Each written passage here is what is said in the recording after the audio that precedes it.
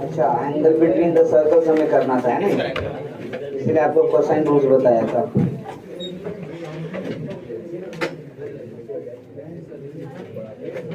और DTS, now please maintain hands. DTS discussion start किया था ना सेलेक्शन, डीटीएस 2 अटेम्प्ट किया है सबने, तो डिस्कशन से स्टार्ट करें।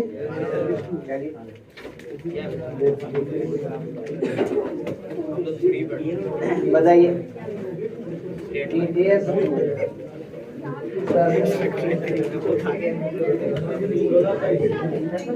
16 और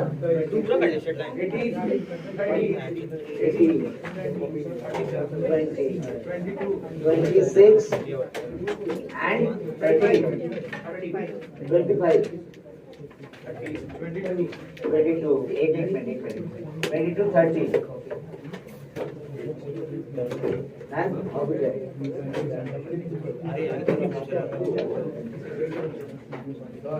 हाँ, कौन सा 24, ठीक है।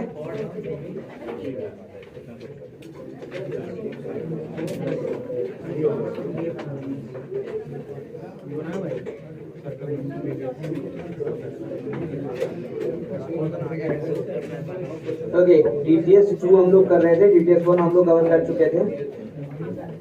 डीटीएस 2 में स्टार्ट कर रहे हैं 16 से, 16 देन 18, 20, 22, 23, 24, 25, 26। ओके, क्वेश्चन नंबर 16 पहले यहाँ से स्टार्ट करेंगे।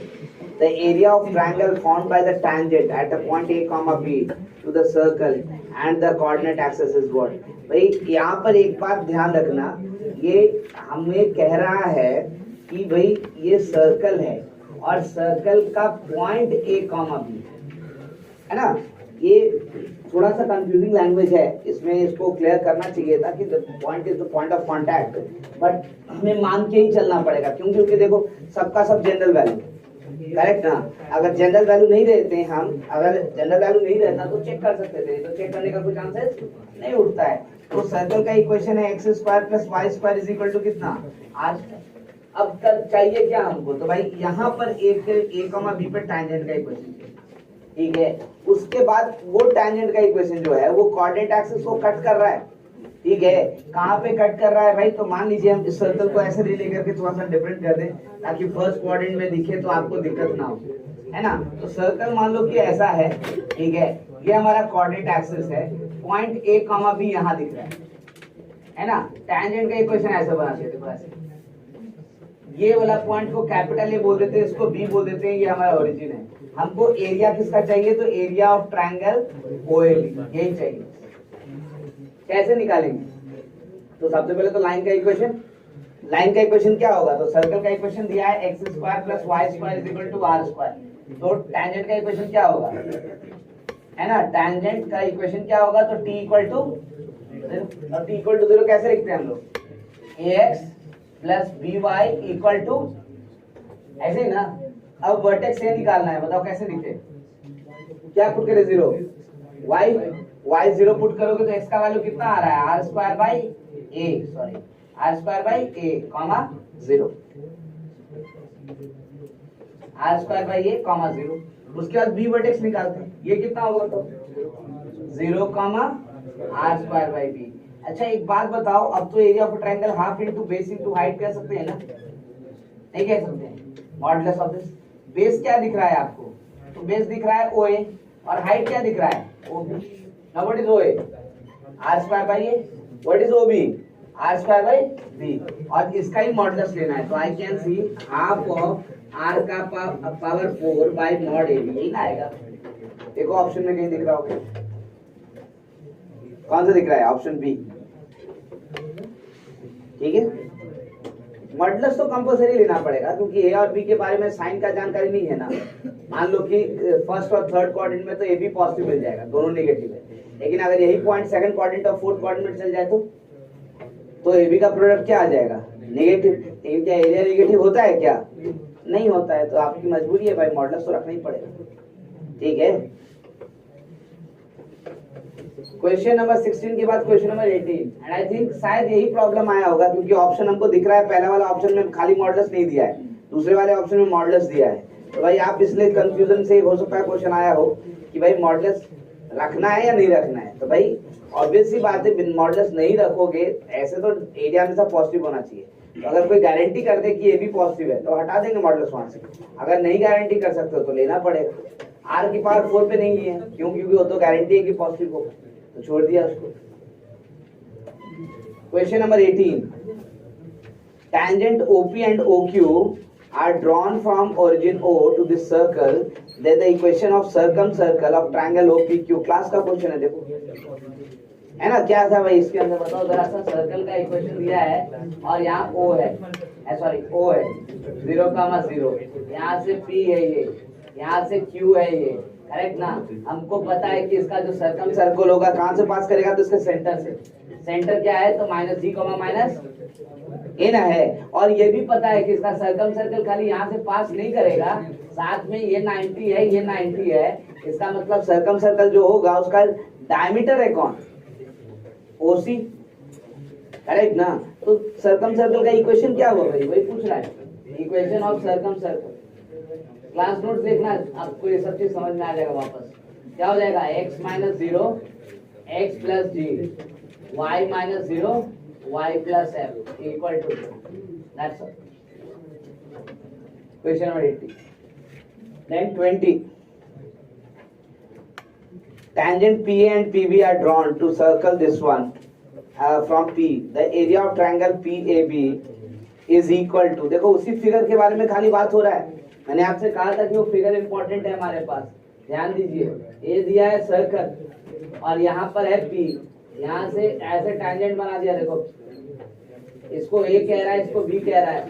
हमें क्या चाहिए, तो भाई एरिया ऑफ ट्रायंगल PAB यही चाहिए। उस पर भी हमारे साथ क्या पता है भाई, तो हमको पता है सर्कल का इक्वेशन। सर्कल का इक्वेशन है x² + y² = 4 और पॉइंट क्या दिया हुआ है P, तो पॉइंट दिया हुआ है 3,0 3,0, ये पता है। क्या करें, बेस्ट तरीका है half into base into height, ठीक है ना। अब बेस इंटू हाइट के लिए तो AB चाहिए ना हमको। AB क्या है, कॉर्ड ऑफ, उसका इक्वेशन तो जानते हैं, क्या लिखते हैं, T = 0, करेक्ट ना। तो इक्वेशन ऑफ AB पहले लिख लेते हैं, देखो equation of AB that is chord of contact for P 3,0। भाई पॉइंट बाहर है तब ना कॉर्ड ऑफ कॉन्टैक्ट, तो पॉइंट कहाँ है, तो 3,0 पे। तो लिखिए जरा सा, क्या लिखिएगा यहाँ से, देखो तो क्या आएगा, तो 3x, अच्छा इट विल बी T = 0, इसका मतलब 3x + 4, यानी x = कितना हो गया, तो 4/, आ गया कॉन्टैक्ट, कॉर्ड ऑफ कॉन्टैक्ट, यानी AB का इक्वेशन आ गया। अब क्या किया जाए बताओ, तो आपकी मर्जी है, आप AB का लेंथ निकाल लीजिए। Length of what, chord, base हो जाएगा और यहाँ से परपेंडिकुलर डाल देते हैं, है ना, ये ना होगा परपेंडिकुलर, क्या हो जाएगा, हाइट, हमारा काम हो जाएगा। बात समझ में आ रहा है, क्या अभी भी कंफ्यूजन है, ठीक है। दूसरा, अगर सेंटर का इस्तेमाल करना चाहते हो तो आपको पता है कि ये परपेंडिकुलर अगर होगा, और वैसे परपेंडिकुलर तो होना ही चाहिए, क्यों होना चाहिए भाई, तो देखो ना ये एंगल सेम है, ये 90 सेम है, ये दोनों सेम है, करेक्ट ना। तो ये बात तो क्लियर है कि हमेशा ये क्या होना है, 90 डिग्री होना है, क्योंकि ये क्या है, आइसोसेलेस ट्रायंगल है, करेक्ट ना। तो इसका तो कोई टेंशन ही नहीं है, आप चाहो तो ये डिस्टेंस ऐसे भी निकाल सकते हो, ये ओरिजिन है ना, पता है हमको, करेक्ट ना। तो यहाँ से ये डिस्टेंस तो पता है कि 3 है, किसको सब्ट्रैक्ट करें, तो भाई ये डिस्टेंस हो तो हमारा काम हो जाएगा, नहीं हो जाएगा। और आसान करते हैं इसको, देखो और कोशिश करते हैं आसान करने का। ये 90 पता है ना, ये 90 पता है कि नहीं पता है, करेक्ट ना। कैन यू टेल मी ये लेंथ कितना है,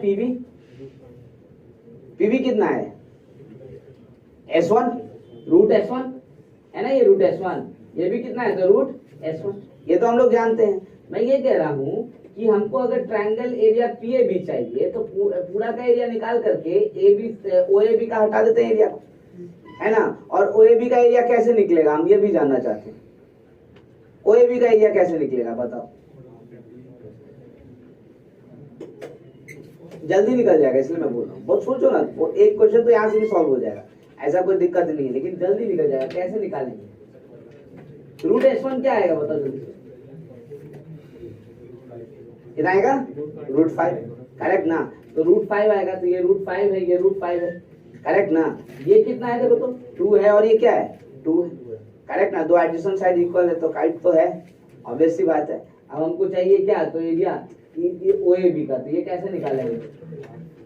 half into base into height. चाहे इसका एरिया भी चाहिए तो हमको वही तो करना है, half into base into height. तो हमको लेंथ किसका चाहिए? तो AB का। AB का लेंथ कैसे निकाले? लेंथ ऑफ कॉर्ड बना करके, या फिर सर्कल वाला भी प्रॉपर्टी कर सकते हैं। कैसे कर देंगे? तो वी अंडरस्टैंड कि ये मिड पॉइंट है, तो ये लेंथ कैसे निकलेगा? तो this square minus this square हो जाएगा ना, हमारा काम वहां से भी निकल जाए। ठीक है, या और कोई तरीका है? हम ये भी जानना चाहते हैं, कोई और तरीका है तो बताओ। क्या एंगल डिसाइड करके कर सकते हैं, या एंगल पता करके? क्योंकि एंगल भी पता चल जाएगा। कैसे पता चलेगा एंगल बताओ? अगर इसको थीटा बोलते हैं तो ये एंगल कैसे निकलेगा बताओ? ये 2 है, ये परपेंडिकुलर है, ये कितना है? रूट 5 है, करेक्ट ना? तो tan थीटा रूट 5 पता चल गया ना? ठीक है, और एरिया ऑफ ट्रायंगल का हाफ फॉर्मूला भी तो होता है, half into product of adjacent side into angle between them. नहीं होता है? तो साइन एंगल बिटवीन देम, तो वो भी हमारा काम हो जाएगा। ठीक है, बात समझ में आ रहा है? क्लियर है? ठीक है, तो वहां से भी निकाल सकते हैं आप, आपकी मर्जी, बहुत सारा तरीका है। चलिए हम लोग बेस्ट वे चुनते हैं। हमने इक्वेशन तो निकाल दिया कॉर्ड ऑफ कांटेक्ट का, और हम सबसे अच्छा तरीका चुनते हैं जिससे कि हम आंसर्स को जल्दी से जल्दी निकाल सकें, करेक्ट? तो आई कैन सी कि भाई हम इस पॉइंट को अगर हम Q कहते हैं तो हम PQ ही निकाल लेते हैं, द बेस्ट वे। चलो छोड़ो बाकी सब चीजों को, हम PQ ही निकाल लेते हैं। PQ निकाल लेंगे तो कितना आएगा बताओ? Half into base into height करेंगे वहां पे भी, लेकिन PQ पहले निकाल लें। PQ निकालेंगे तो कितना आएगा बताओ जरा सा? तो आई कैन सी Q है हमारा कितना? तो 4/3, 0 नहीं है? क्यों भाई? तो सेंटर भी है ना 0,0, ये भी है 3,0, तो सब एक ही लाइन पे होता है ना, तो खाली एक्स कोऑर्डिनेट क्या हो जाएगा Q का? तो 4/3, 0, क्योंकि PQ का इक्वेशन आपने निकाला ना कॉर्ड ऑफ कांटेक्ट का। तो PQ क्या हो जाएगा बताओ जरा सा? तो P हो गया तुम्हारे पास, मैं यहाँ से लिख रहा हूँ, P हो गया तुम्हारे पास 3,0, Q हो गया तुम्हारे पास 4/3, 0। तो बताओगे PQ कितना हो जाएगा? 4/3 - 3 का मॉडुलस, क्या लिखोगे? यानी कितना आ गया बताओ जरा सा? 5/, कितना ही आ गया PQ। ये क्या हो गया? हाइट हो गया, करेक्ट ना? आप क्या चाहिए? बेस। बेस क्या निकालेंगे? तो AQ का ट्वाइस निकलेगा ना? तो what is base? AB। AB is twice of AQ, ठीक है? अब नाउ व्हाट इज AQ ये बताओ? तो रूट अंडर OA का स्क्वायर और माइनस कितना? तो OQ का स्क्वायर। लिख सकते हैं, आसान तरीका जिसमें कि हमको ज्यादा नहीं सोचना पड़ रहा है, टेंशन नहीं। एंगल वैंगल यूज करें, कहीं पता नहीं चला इधर उधर कंफ्यूज हो गया तो दिक्कत हो जाएगा। ठीक है, तो OA क्या है हमारा? Radius, so that must be equal to कितना हो जाएगा? तो 2 टाइम रेडियस का है 2, तो ये हो जाएगा 4 minus OQ square. OQ square कैसे निकलेगा बताओ? कैसे निकलेगा? अरे डिस्टेंस है ना 0, 0 और 4/3, तो कितना आएगा वो? 4/3 का, करेक्ट ना? अब ये कितना बन गया देखो तो जरा सा, तो एक तो 4 बाहर कॉमन ले सकते हैं, तो बाहर 4 हो जाएगा, अंदर हो गया 1 माइनस कितना? तो 4/9, यानी कितना आ गया? तो आई कैन सी 4 16 आ जाएगा। अरे 4 कॉमन लिए ना बाहर, नहीं लिए? ठीक है ना, तो अंदर 4 ही ना बचा, तो आप 4/9 लिखेंगे तो अंदर क्या बचेगा? तो आ जाएगा बाहर में 4√5/, ऐसा कुछ आ गया। अब बताओ area, area of triangle PAB। अब बताओ जल्दी क्या होगा? हाफ इंटू बेस यानी कि AB into height that is PQ, correct ना? मॉडुलस। अब बताओ हाफ इंटू AB कितना आया है? 4√5/3, और PQ कितना आया हमारा? 5/3। अब देखो तो जरा सा कैलकुलेशन करते, ये और ये 2 tan से, तो क्या लिखेंगे? 10√5/, देखो ऑप्शन, बहुत सारा तरीका है, ऐसा नहीं है कि नहीं है, लेकिन हमने आसान कैलकुलेशन का इसलिए कर लिया। अगर कैलकुलेशन में लाइन वाइन थोड़ा सा डिफिकल्ट होता तो यही डिफिकल्ट हो जाता, तो फिर एंगल आसान होता। क्या कहाँ पे? ये 9 है जी, 3 into 3 क्या होता है? 4 होता है कि 9 होता है? तो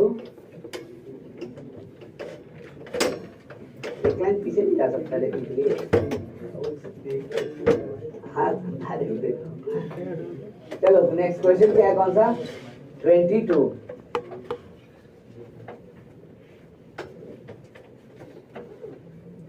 length of chord in a circle through 3,0 perpendicular to this line. देखो अब की तो प्रॉपर वही क्वेश्चन दे ही दिया और लेंथ ऑफ कॉर्ड है ना. इसमें हम लोग थोड़ा स्किप भी कर सकते थे, लेकिन इस बार तो स्किप कर भी नहीं सकते. क्या दे रहा है आपको? सर्कल का इक्वेशन. भाई 22 में कह रहा है लेंथ ऑफ कॉर्ड चाहिए. सर्कल का इक्वेशन हमारे पास है x² + y² = 9. हाँ, और ये बताया कि कॉर्ड का इक्वेशन ही दिया. देखो बोल रहा है कि कॉर्ड जो है वो परपेंडिकुलर है किसके? तो x + y के. और पास कहाँ से कर रहा है? तो 3,0. तो भाई अगर परपेंडिकुलर है x + y = 0 के, तो इसका मतलब तो यही हो गया. इक्वेशन क्या हो जाएगा? तो y - x + लैम्डा = ये ना होना चाहिए. आपस में कोएफिशिएंट डेटा चेंज करो, एक का साइन चेंज कर दो. और पास कहाँ से कर रहा है? Passing through. क्या कह रहा है? पासिंग थ्रू 3,0 है ना. यही के लिखा है ना 3,0. ठीक है, तो भाई यहाँ रख देते हैं. तो y की जगह 0, इसकी जगह 3, तो लैम्डा = 3 है ना. इसका मतलब इक्वेशन ऑफ कॉर्ड कितना हो गया? तो I can see y = x - 2. ये आ गया क्वेश्चन. अब बताओ लेंथ ऑफ कॉर्ड निकालने का तरीका तो एक नहीं, हम लोग दो किए. करेक्ट ना. अब आपकी मर्जी, जो आप फॉलो करना चाहते हैं. यही वाला अप्लाई करते हैं जो आपने किया था सर्कल में, तो स्लाइड फॉर्मेट. क्या है भाई ये इक्वेशन? तो ये इक्वेशन है हमारे पास x - y - 3 = 0. सेंटर है हमारे पास 0,0. रेडियस है हमारे पास 3. ये परपेंडिकुलर डिस्टेंस निकाल, काम खत्म हो जाएगा. ठीक है, यू कैन सी हमें चाहिए AB और हम क्या निकाल रहे हैं? तो OP. करेक्ट ना. तो I can right AB = twice of AP and that is nothing but twice of √OA² - OP². Correct. Can you tell me √2 मतलब कितना हो गया? तो 9 माइनस OP क्या हो जाएगा? तो OP यहाँ से लिख देते हैं. क्या होगा? तो 0 - 0 - 3 बाई कितना, यानी कितना हो गया? देखो तो ऐसा, तो 3/√2. तो OP² करेंगे तो क्या आएगा? तो 9 आएगा ना. अब 9 में से 9/2 गया तो कितना आया? 9/2. अब उसका स्क्वायर रूट ले ले तो कितना बनेगा? तो 2 × 3/√2 है ना. यानी कितना लिख सकते हो? तो 3. यही आ गया.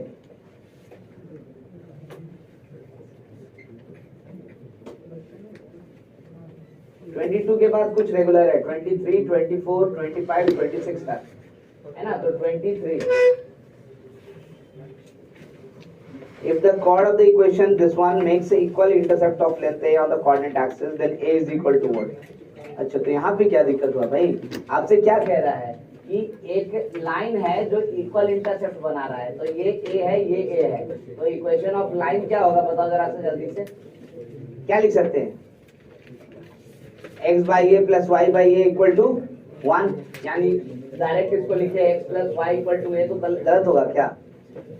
अब ये बोल रहा है कि कॉर्ड है. ये पहला इंफॉर्मेशन था कि लाइन का इक्वल इंटरसेप्ट है x एक्सिस और y एक्सिस पे. तो लाइन का इक्वेशन लिखे यहाँ से. अब ये कह रहा है कि ये सर्कल है और ये इसका कॉर्ड है. कॉर्ड के लिए कंडीशन क्या था? सेंटर से परपेंडिकुलर अगर डालेंगे CP, that must be less than radius. Correct ना. सो है ना, line is a cord implies CP must be less than radius. Correct. Now what is the equation of circle? देखो तो जरा सा. तो ये कौन सा क्वेश्चन? 23rd है ना. x² + y² = 8. इसका इक्वेशन है x² + y² = 8. तो सेंटर तो हो गया 0, 0. ठीक है ना. लाइन का इक्वेशन कितना हो गया? तो लाइन का इक्वेशन है x + y - a = 0. तो अब यहाँ से स्टार्ट करते हैं. पहले CP निकालते हैं. तो CP क्या होगा? तो mod of 0 + 0 - a बाई कितना? √2 लेस देन रेडियस. रेडियस कितना है? तो 2√2 है ना. So what we are getting is mod a is less than कितना हो जाएगा? देखो तो जरा. आ गया ना.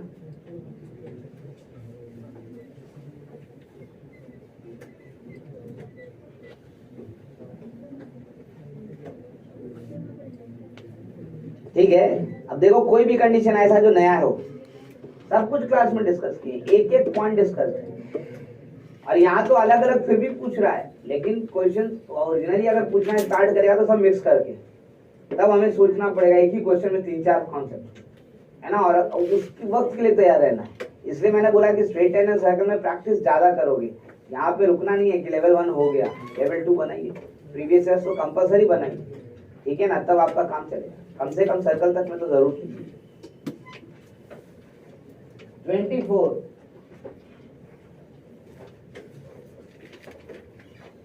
if from origin a chord is drawn to the circle this one, then the locus of midpoint of the chord has equation। अच्छा, वो कह रहा है कि सर्कल का इक्वेशन हमें दिया है x square plus y square minus 2x equal to 3, ठीक है, और कह रहा है अच्छा सर्कल का इक्वेशन अगर ये है तो सर्कल ओरिजिन से पास कर रहा है क्या? देखो तो नहीं कर रहा है ना ओरिजिन से पास। क्या कंडीशन था ओरिजिन से पास करने का? क्या होना चाहिए था? ओरिजिन से पास करने का कंडीशन क्या था?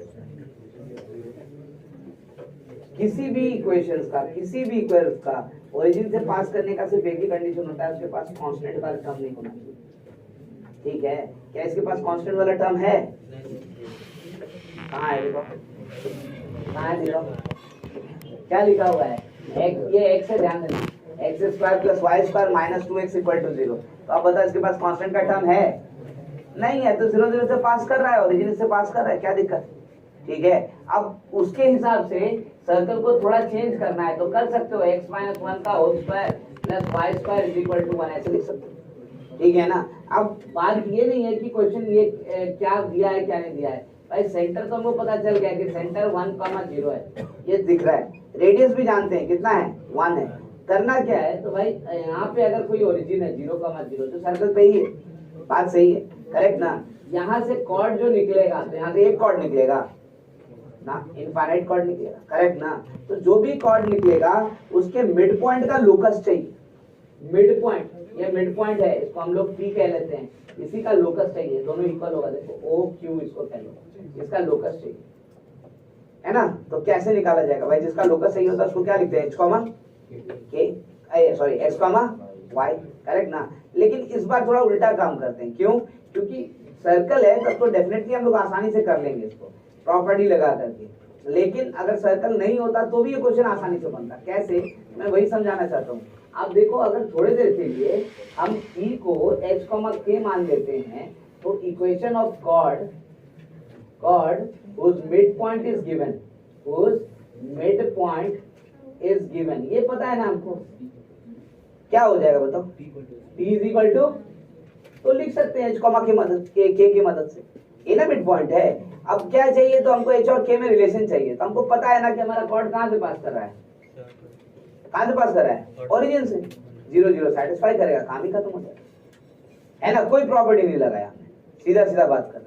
अब t is equal to s1 लिखो तो इस इक्वेशन के लिए t क्या होगा बताओ? किस पॉइंट के लिए? h, k के लिए क्या लिखेंगे? xh plus yk minus x time x plus h 1 time, क्योंकि 2 था ना, ये t हो गया। और s1 क्या होगा बताओ जरा सा? तो यहाँ होगा h square plus k square minus 2h, ये ना होगा। अब ये कॉर्ड का इक्वेशन है, हमें पता है, गिवन है हमारे पास कि 1 पासेस थ्रू कौन सा पॉइंट, पासेस थ्रू कौन सा पॉइंट होगा? 0, तो x के जगह 0, y के जगह 0 लिखते हैं, तो यहाँ रखे तो ये 0, ये रखे तो ये 0, यहाँ पे 0, तो कितना बन जाएगा? तो इधर बचेगा 0 प्लस 0 माइनस कितना हो जाएगा? तो 0 प्लस h, है ना, ऐसे ही हो जाएगा ना, इज इक्वल टू इधर क्या हो गया? तो h square plus k square minus 2h। अब बताओ ये पूरा इक्वेशन h और k में है। अब अगर h के जगह x और k के जगह y रख दें तो लोकस नहीं आ गया किसका? h और k का, तो वही तो p था ना हमारे पास। तो क्या करें? Replacing h by x and k by y। देखो क्या हो जाएगा? Replacing for locus of p, replacing h by x and k by y, क्या हो जाएगा यहाँ से बताओ? तो x square plus y square minus इधर से आएगा तो कितना हो जाएगा? X equal to this becomes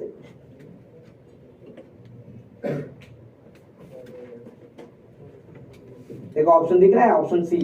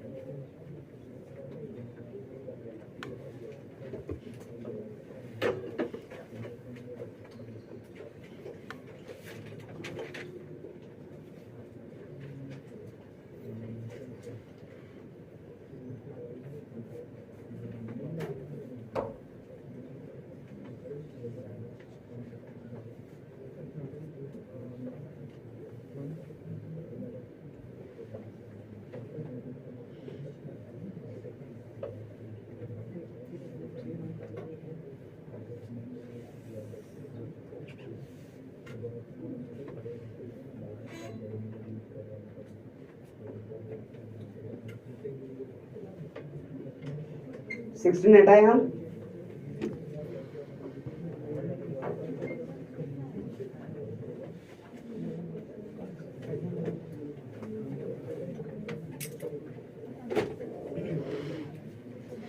देखो 25, क्वेश्चन नंबर 25 कह रहा है length of chord of the circle, circle का इक्वेशन दिया है हमें, x square plus y square is equal to 25, ठीक है। Joining the points the tangents at which intersect at an angle 120 degree. कहने का मतलब है ये सर्कल है, यहाँ पर P है, करेक्ट ना, ये P है, यहाँ से हम ऐसे टैंजेंट ड्रॉ कर देते हैं, ये Q है, ये R है, ये एंगल 120 डिग्री, ठीक है। ये सेंटर है हमारा ओरिजिन 0, यहाँ से भी लेंथ बना देते हैं, ये क्या हो गया 5, ये भी लेंथ बना देते हैं, ये क्या हो गया 5। हमें क्या चाहिए भाई, तो length of the chord QR, हमको इसका लेंथ चाहिए QR का, और कुछ नहीं चाहिए। कैसे निकाला जाए QR, और टेंशन है कैसे निकाला जाएगा, अरे छोटा सा ज्योमेट्री भैया, हमने क्या बोला ये सब कॉन्सेंट्रिक है ना। अच्छा उसके बाद भी बोला था कि इन दोनों का सम क्या होगा 180, तो ये कितना लिखा है 120, तो ये एंगल कितना होना चाहिए, अगर ये 60 होना चाहिए तो ये दोनों इक्वल है, तो ये इसका मतलब ये भी 60 होगा और ये भी क्या होगा, तो ये ट्रायंगल क्या बन गया, तो फिर QR का लेंथ क्या हो गया, लिखे ये ना पूछा है, ठीक है। थोड़ा सा ज्योमेट्री काम कर, करेक्ट ना, तो QR इज इक्वल टू,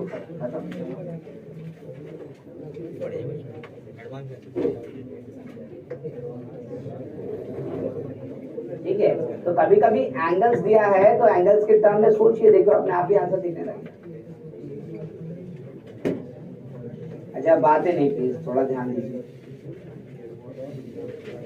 अच्छा 26 में पोलार बोला है देखो निकालने के लिए। एक्चुअली पोल एंड पोलार हम लोगों के सिलेबस का पार्ट नहीं है, जेईई मेंस में या एडवांस में पूछा नहीं जाता है, करेक्ट ना, लेकिन आपके मॉड्यूल में लिखा है तो हमारे पास समय जब मिलेगा तब उधर वर्क करेंगे, इन द सेंस जब इधर प्रैक्टिस खत्म हो जाएगा तब बात करेंगे अबाउट पोल एंड पोलार। ध्यान रखिएगा दो चीजें, पोल एंड पोलार, क्योंकि ये जेईई का सिलेबस नहीं है। हाँ अदर देन जेईई अगर आप कोई एग्जामिनेशन देते हैं जैसे वेस्ट बंगाल बोर्ड हो गया, आपका क्या बोलते हैं उसको बिट्स पिलानी हो गया, बाकी एग्जामिनेशन हो गया, तो उन सब में ये पूछा जा सकता है, इसलिए आपको दिया गया मॉडल, करेक्ट ना। बट अदर देन जेईई की बात करें तो जेईई में ये सिलेबस में नहीं, करेक्ट। तो जब इसके बारे में जिक्र भी करना होगा तो वो तब जब बाकी सिलेबस कंट्रोल हो जाए, समझ में मेरी बात है। तो इसका जिक्र हम लोग एकदम लास्ट में करेंगे, इसलिए question number 6 has to be dropped immediately. क्यों, let me tell you, question ऐसा नहीं है कि बहुत लेंदी है, लेकिन आप डाइवर्ट ना हो इसलिए, ठीक है। क्वेश्चन लेंदी भी नहीं है और कॉन्सेप्ट भी ऐसा नहीं कि बहुत डिफिकल्ट है, लेकिन जरूरत नहीं है, सबसे बड़ा जरूरत आती है, बताएंगे लेकिन रुक करके जब प्रैक्टिस हो जाएगा, तो कम से कम सर्कल का प्रॉपर प्रैक्टिस खत्म हो जाए, मतलब कहने का मतलब ये है कि भाई पूरा लेवल 1 खत्म हो जाए तब पास, ठीक है। तो एक क्वेश्चन मेरे पास बच जाता है, question number 30। I am going for question number 30। Equation of circle touching this circle at 1,2 and also passing through the point 0,2। अच्छा कह रहा है कि जो सर्कल है, देखो ऑब्वियस सी बात है हमारे लिए थोड़ा सा फैमिली ऑफ सर्कल नहीं बनाए हैं तो ये क्वेश्चन थोड़ा नजर आ रहा है, करेक्ट ना। अभी हम लोग कोशिश करें तो थोड़ा लेंदी होगा, फैमिली ऑफ सर्कल कर लेंगे तो आसान हो जाएगा, तो शायद आज क्लास के एंड तक तो ये खत्म हो ही जाएगा, लेकिन फिर भी एक बार एक्सप्लेन आपको करें कि भाई बिना उसके भी शायद हम लोग बना सके। देखो इक्वेशन ऑफ सर्कल दे दिया है हमको, कौन सा सर्कल है, इस सर्कल का कितना दिया है भाई, तो इक्वेशन दिया है x square plus y square minus 15x plus 5y equal to 0। ये कह रहा है कि इक्वेशन ऑफ सर्कल, एक सर्कल है जो कि यहाँ पर बना रहे हैं ऐसे ऐसे, ठीक है ना, किस पॉइंट पे भाई, तो टच कर रहा है दोनों इस पॉइंट पे, इस पॉइंट का कोऑर्डिनेट दिया है हमें 1,2 और ये कह रहा है कि भाई जो सर्कल है ये वाला, ये कहां से पास कर रहा है, तो 0, ठीक है। अब आपको क्या करना है, तो बस निकालना है इक्वेशन किसका, तो ये वाले सर्कल का। इस सर्कल के बारे में तो जानकारी है ना, सेंटर कितना है इसका, तो 15/2 माइनस 5/, इन दोनों को ज्वाइन कर दो, ये C1 है, ये C2 आएगा, करेक्ट ना। अब ये R1 क्या है यहाँ से, तो C1 तो हमने लिख दिया 15/2 माइनस 5/2, R1 कितना हो जाएगा, तो रूट अंडर कितना हो गया 225/4 और यहाँ से प्लस 25/4, ऐसे ही कुछ आएगा ना, कितना हो गया 250/4 ना, कितना लिख सकते हैं इसको, ऐसे ही ना हो रहा है, देखो कुछ गलत तो नहीं है, तो 225/4, आज सी तो है ही नहीं उसके पास, वो तो लिखना ही नहीं है, तो बताओ जरा सा क्या लिखे इसको, कितना लिखेंगे 5, ऐसे लिख देना 125 हो जाएगा ना, 125/2 करेक्ट ना, तो 125/2 इसका मतलब कितना हो गया, तो 25 × 5/2, तो ये हो जाएगा 5/√5/2 रेडियस सम, करेक्ट ना। तो सिनेरियो यही से प्रॉब्लम खड़ा होता है, देखो फैमिली ऑफ लाइन से छोटा हो जाएगा फंक्शन, तो दिक्कत नहीं होगा, जल्दी बन जाएगा। अभी क्या है कि इसमें हमको बहुत मेहनत करना पड़ेगा, क्यों, क्योंकि हमको C2 भी चाहिए और रेडियस भी चाहिए, करेक्ट ना। अब हम लोग C2 कैसे निकालेंगे, तो ऑब्वियस सी बात है ना, हमें पता है कि ये R1 है, हमें पता है कि ये R2 है, तो भाई इसका मतलब ये हो गया कि जो ये पॉइंट है इसको P कह लेते हैं, तो P डिवाइड्स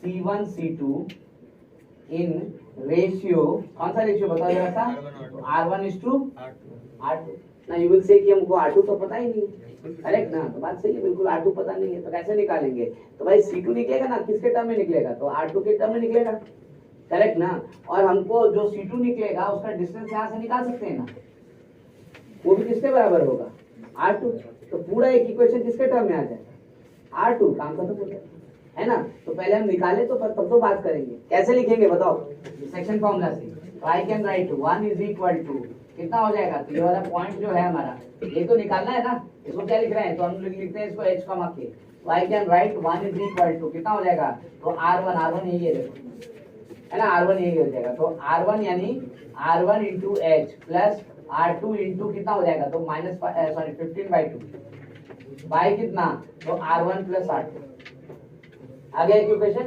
दूसरा यहाँ से 2 = कितना लिखेंगे, आई can right R1 × k plus R2 × कितना लिखेंगे, तो -5/2 बाई R1 + R2। अब देख लो यहाँ से h का वैल्यू आएगा, किसके टर्म में आएगा, R2, यहाँ से देखो k का वैल्यू आएगा, किसके टर्म में आएगा, R2, करेक्ट ना। और हमें क्या पता है, तो हमें पता है इसको C2 बोल रहे हैं, इसको Q बोल दो, कि C2Q जो होगा वो R2 के बराबर होता है, तो भाई डिस्टेंस फॉर्मूला लगा दें, तो h² + k - 2 का स्क्वायर = R2² होगा, करेक्ट। अब बताओ यहाँ से h का वैल्यू निकाल सकते हैं R2 के टर्म में, यहाँ से k का वैल्यू निकाल सकते हैं किसके टर्म में, R2 के टर्म में, लिख देंगे वहां, ठीक है। और जैसे ही लिखेंगे तो पूरा इक्वेशन R2 में R2 निकल गया, बोलो 5/10/2 आ रहा है।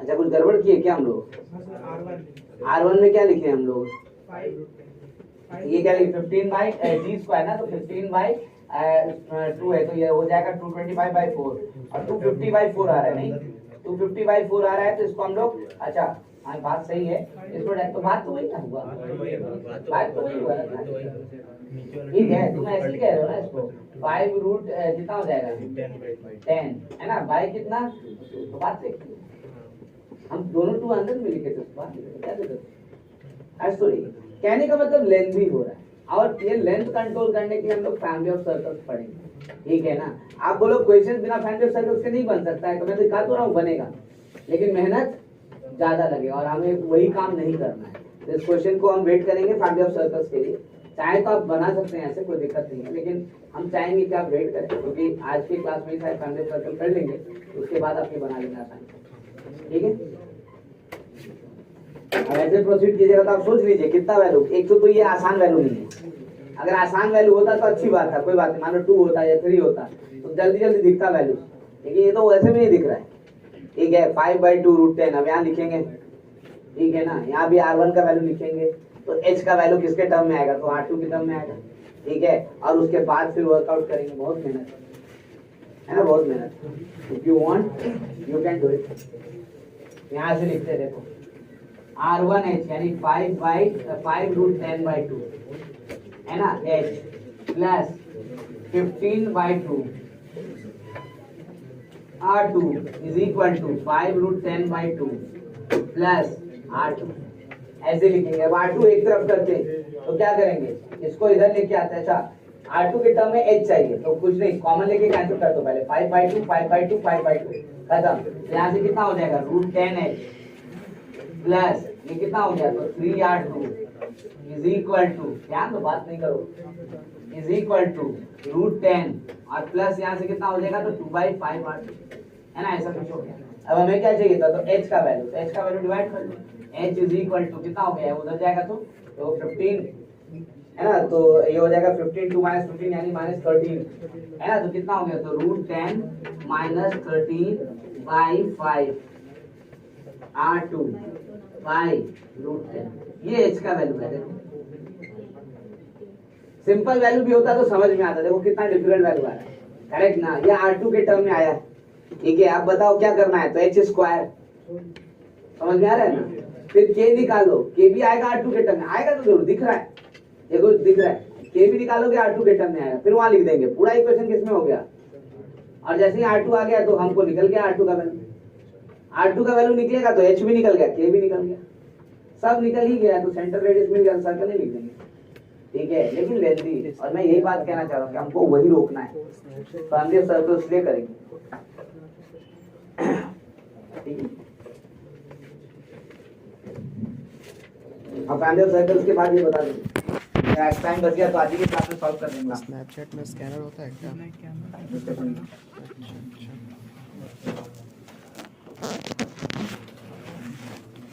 वैसे भी बचा हुआ तो हम लोग के पास दो ही चीज था, एक तो एंगल बिटवीन द सर्कल्स और दूसरा क्या, फैमिली ऑफ सर्कल्स, ठीक है ना। तो ऑब्वियस है एंगल बिटवीन द सर्कल्स पहले स्टार्ट कर चुके थे, ठीक है। तो आज हम लोग पहले तो उसी को करेंगे, उसके बाद फैमिली ऑफ सर्कल्स की बातें करेंगे, तो जब डिस्कशन करेंगे तो साथ में क्वेश्चन उठा लेंगे, और क्या खत्म। नहीं फिर बोलोगे कि नहीं हम लोग खुद बनाएंगे, इसलिए तो नहीं टच करेंगे, करेक्ट ना, एज यू आप जैसा चाहो, you want to do it in class में करवा देंगे, नहीं तो घर पे मत करना। यह करें यहाँ से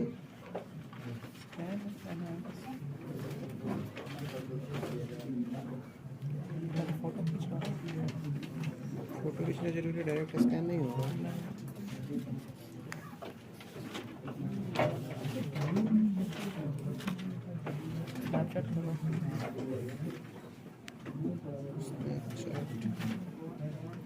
प्लस है ना, प्लस उधर है ना, अच्छा ये सेलेक्ट करो, चलो थोड़ा रास्ता तो खाली किया, पहले आप लिख लो फिर, नहीं तो फिर अगर थोड़ा स्लो है। इसको नोट मत करना भाई, ये मेथड बेकार है, मैं बार बार कह रहा हूँ, तरीका ठीक है लेकिन मेथड बेकार है, इसलिए नोट नहीं करना है। मैं समझा दिया मजबूरी में इसलिए क्योंकि आप बोलोगे नहीं तो इसका मतलब फैमिली ऑफ लाइन नहीं पढ़ेंगे तो मतलब क्वेश्चन नहीं बना सकते। मैंने वही आपको बार बार कहा है, स्ट्रेट लाइन में भी कहा था, यहाँ भी वही कह रहा हूँ, फैमिली ऑफ स्ट्रेट लाइन हम लोग लेंथ कंट्रोल करने के लिए जल्दी बन जाए, जल्दी अच्छा सोच पाए, इसलिए कर रहे हैं।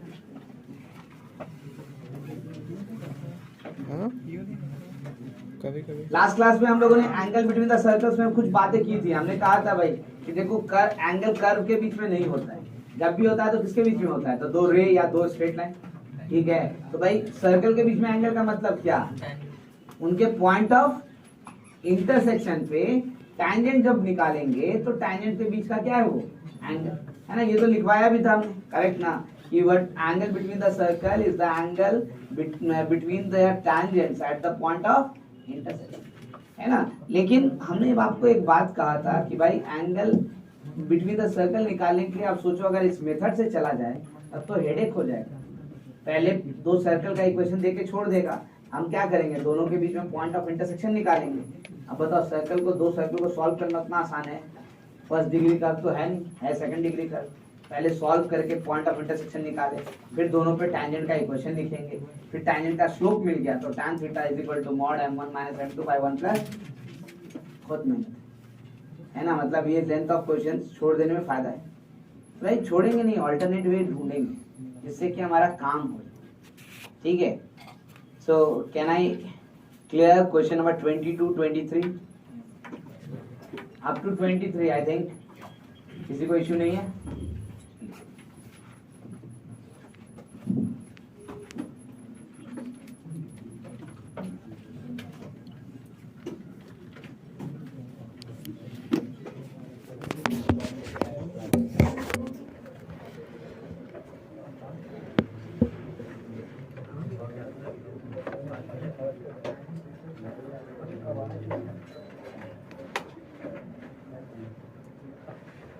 angle between the circles.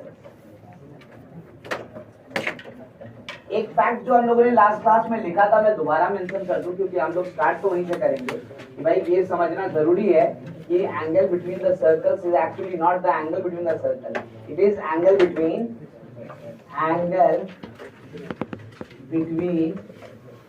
circles is the angle between their tangents at the point of intersection. है ना, ये लाइन हमने लास्ट क्लास में भी दिखाया था, दोबारा मैं लिख रहा हूँ ताकि सबको बात समझ में आना चाहिए। बट आपको प्रॉब्लम बताया कि यहाँ से बनाने की कोशिश करें तो बहुत लेंथी होगा, रास्ता तो दिख रहा है लेकिन बहुत लेंथी होगा। मैंने कहा एक बात सोचो जरा सा ध्यान से, टैंजेंट और नॉर्मल दोनों का डेफिनेशन सबको पता है ना? What is normal actually? The line which is perpendicular to tangent, मतलब ऐसा लाइन जो कि टैंजेंट के क्या हो, परपेंडिकुलर, करेक्ट। और एक चीज और पता है, मान लो दो सर्कल है ऐसे, मान लो दो सर्कल है ऐसे, सर्कल है, करेक्ट ना, ये पॉइंट ऑफ इंटरसेक्शन है, इसका टैंजेंट ऐसे बनाइए, बनेगा ना? बड़ा अच्छा बात है कि टैंजेंट ऐसे बनेगा, तो भाई इसका नॉर्मल कैसे बनेगा? इसी के परपेंडिकुलर होगा ना, करेक्ट ना? इसके परपेंडिकुलर होगा, ऐसे आप पास कहां से करेगा इसके? सेंटर से C1 से, करेक्ट ना? मान लो ऐसे, ठीक है। फिर आप बोलो कि नहीं इसका भी टैंजेंट तो होगा ना, तो हाँ ठीक है, इसका टैंजेंट बना लेते हैं, ऐसा टैंजेंट बनेगा, इसका देखो बनेगा कि नहीं बनेगा, ठीक है। तो भाई इसका भी तो नॉर्मल बना सकते हो ना, इसका नॉर्मल कैसा होगा? तो मुझे लग रहा है कि इसका नॉर्मल भी कुछ ऐसा होना चाहिए, देखो ऐसे करके ऐसे, ठीक है ना? और ये कहां से पास करना चाहिए? C2 से, करेक्ट ना? आई एम सेइंग कि भाई देखिए, आप अगर ध्यान से देखिएगा तो भाई टैंजेंट का इक्वेशन निकालना बड़ा डिफिकल्ट है क्योंकि ये पॉइंट P निकालना बड़ा डिफिकल्ट है, करेक्ट ना? लेकिन हम अगर ये ट्राइंगल बना दे तो इस ट्राइंगल के अंदर C1P पता है हमको क्या है, वो रेडियस, C2P ये भी पता है हमको क्या है, और C1 C2 निकालना चाहे तो डिस्टेंस फॉर्मूला, मतलब इस ट्राइंगल का तीनों एंगल हमको पता चल जाएगा, करेक्ट। तो क्या बुरा है कि अगर हम ये एंगल ही निकाल दे तो क्या दिक्कत है, ठीक है। लेकिन आप फिर सोचोगे कि भाई यार पूछ रहा है टैंजेंट बिटवीन एंगल्स है, सॉरी एंगल बिटवीन टैंजेंट्स है, और आप निकालने की कोशिश क्या करो, angle between normals, that's a major problem. तो मैं आपको समझाऊं, थोड़ा सा फिगर को हमको सुधारने की जरूरत है, लेकिन फिर भी क्योंकि कहीं कंफ्यूजन ना दे, लेकिन मैं फिर भी आपको समझाता हूँ। आपने डेफिनेशन क्या बताया है कि अगर ये टैंजेंट है, सपोज करो ये टैंजेंट है, ठीक है, टैंजेंट 1, ठीक है, तो नॉर्मल क्या होगा? ऐसा लाइन जो इसके क्या हो, परपेंडिकुलर, परपेंडिकुलर मतलब ऐसा ही लाइन ना, देखो तो ऐसा लाइन ना होगा जो कि इसका बीच में एंगल कितना होगा, अगर ये वाला एंगल हम θ1 बोलते हैं तो नॉर्मल का एंगल क्या दिख रहा है, देखो तो ये नॉर्मल है ना, नॉर्मल है ना। थोड़ी देर के लिए मान लेते हैं ये वाला एक्सिस, एक्स एक्सिस यहाँ है, एक्स एक्सिस यहाँ है, ठीक है ना, this is line parallel to x axis, मैं ऐसे कह रहा हूँ। अब मान लेते हैं कि यहीं पर आपका दूसरा टैंजेंट भी बना हुआ था, दूसरा टैंजेंट मैं बनाता हूँ इससे, देखो दूसरा टैंजेंट मैं बनाता हूँ ब्लैक पेन से ताकि आपको बात भी समझ में आए।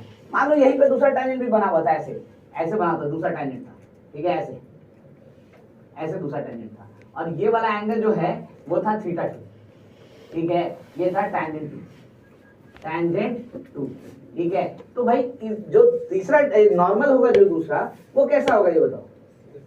इसके 90 डिग्री है ना, ऐसे ही जाएगा ना, ऐसे जाएगा, करेक्ट ना? और ये वाला एंगल कितना हो जाएगा, 90 डिग्री आएगा ना, ठीक है। तो मुझे एक बात बताओ, ये बात हो गया नॉर्मल 2, ये नॉर्मल 1। मुझे एक बात बताओ, यहां से ये वाला एंगल फिर क्या हुआ, ये बता सकते हो?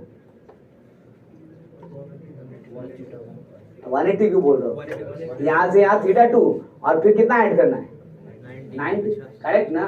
तो भाई हमारे कहने का मतलब ये है कि आप अगर ध्यान से देखें तो if tangent 1 makes angle θ1 with x axis, है ना, x axis, then normal 1 makes angle 90 plus θ1 with x axis। सही लिखा है देखो तो स्टेटमेंट में। अच्छा उसी तरीके से also if tangent 2 makes angle θ2 with x axis then normal to, बताओ जरा कितना मेक करेगा, कितना एंगल बनाएगा, नेक्स्ट एंगल कितना 90 प्लस थीटा 2 विथ क्या एक्स एक्सिस, बात सही है ना, ठीक है। Now how to find this angle, angle between tangent 1 and tangent 2, जल्दी बताओ, tangent 1 एंड tangent 2, ये tangent 2 ये tangent 1, ये एंगल कैसे निकलेगा, 90 कहाँ आ रहा है, थीटा 2 माइनस थीटा, करेक्ट ना, ठीक है, तो ये तो बात लिख रहे हैं ना, तो you can find right like this कि भाई इसका मतलब ये हो गया कि एंगल बिटवीन tangents क्या होगा भाई बताओ जरा सा, तो I can right theta 2 minus theta 1, correct ना, एंड एंगल बिटवीन नॉर्मल्स क्या, एंगल बिटवीन नॉर्मल्स ये क्या होगा बताओ जल्दी से, कितना होगा, तो वो थीटा 2 था तो अब क्या हो गया वो, अरे पहले थीटा 2 था ना यहाँ पे, अब ये एंगल कौन सा है 90 प्लस थीटा, तो अब क्या लिखोगे 90 plus theta 2, sorry 90 plus theta 2 minus 90 plus, ये ना लिखोगे, लेकिन एक्सीडेंटली देखो 90 plus theta 2 minus 90 plus theta 1 दोनों सब्ट्रैक्ट हो जाएगा तो क्या बनेगा थीटा 2 माइनस, तो मतलब angle between tangent is nothing but angle between क्या है, तो भाई नॉर्मल के बीच का एंगल निकाले, हम क्यों टेंशन लेंगे टैंजेंट का, दोनों क्या है सेम, करेक्ट ना, यानी हम कह सकते हैं this implies angle between tangent is equal to angle between क्या हो जाएगा नॉर्मल, तो भाई हम टैंजेंट निकालें जिसमें कि मेहनत कितना है डबल है, कि भाई आप पहले पॉइंट ऑफ इंटरसेक्शन निकालोगे, टैंजेंट का इक्वेशन निकालोगे, स्लोप निकालोगे, तब tan theta m1 minus m2/1 कि नॉर्मल निकालोगे जिसमें ट्रायंगल दिया हुआ देखो ये हुआ है ना, तो नॉर्मल निकाले तो आसानी से बनेगा ना, ठीक है ना, तो हम नॉर्मल्स के बीच में एंगल्स निकालेंगे तुरंत निकल जाएगा, कैसे, तो भाई सर्कल का इक्वेशन जब भी दोगे तो C1 C2 पता है, R1 और R2 भी पता है, तो ट्रायंगल का ये पूरा तीनों साइड जानते हैं, तो कौन सा फॉर्मूला यूज करेंगे जो लास्ट क्लास में बताया भी था, कोसाइन रूल, है ना, तुरंत 2 मिनट में आंसर आ जाएगा, कुछ करने की जरूरत नहीं, करेक्ट ना, तो इसलिए हम जब निकालेंगे एंगल बिटवीन सर्कल्स तो ध्यान रखोगे will find angle between normals naught angle between tangent, है ना, क्योंकि ज्यादा इंफॉर्मेशन है, थोड़ा इस फिगर को मैं सुधार दूं क्योंकि आप कहीं कंफ्यूजन में बाद में ना पड़ जाए कि भाई ऐसा कैसे हो गया, दोनों एंगल सेम कैसे नजर आ रहा है, तो भाई उस कारण से थोड़ा सा इसको मैं सुधार करके सेंटर को शिफ्ट कर देता हूँ, एंड देखो ये वाला टैंजेंट ऐसे बन जाएगा और अब हमारा जो सेंटर है वो कुछ ऐसे आ जाएगा, देखो नॉर्मल ऐसे आ जाएगा, इसका ये नॉर्मल ऐसे आ जाएगा, करेक्ट, ये हो गया सी, ठीक है, अब दिख रहा होगा कि भाई ये वाला एंगल और ये वाला एंगल दोनों इक्वल हो सकता है ना, ठीक है, इससे मार्क कर देते हैं, देखो ना ये एंगल बिटवीन टैंजेंट्स, ठीक है ना, देख लो दोनों ब्लू लाइन को टच कर रहा है, करेक्ट ना, and what is angle between normals, तो ये angle between normals they can be same, है ना, और वो है भी, हम लोग थियोरेटिकली देख रहे हैं कि दोनों क्या हैं सेम।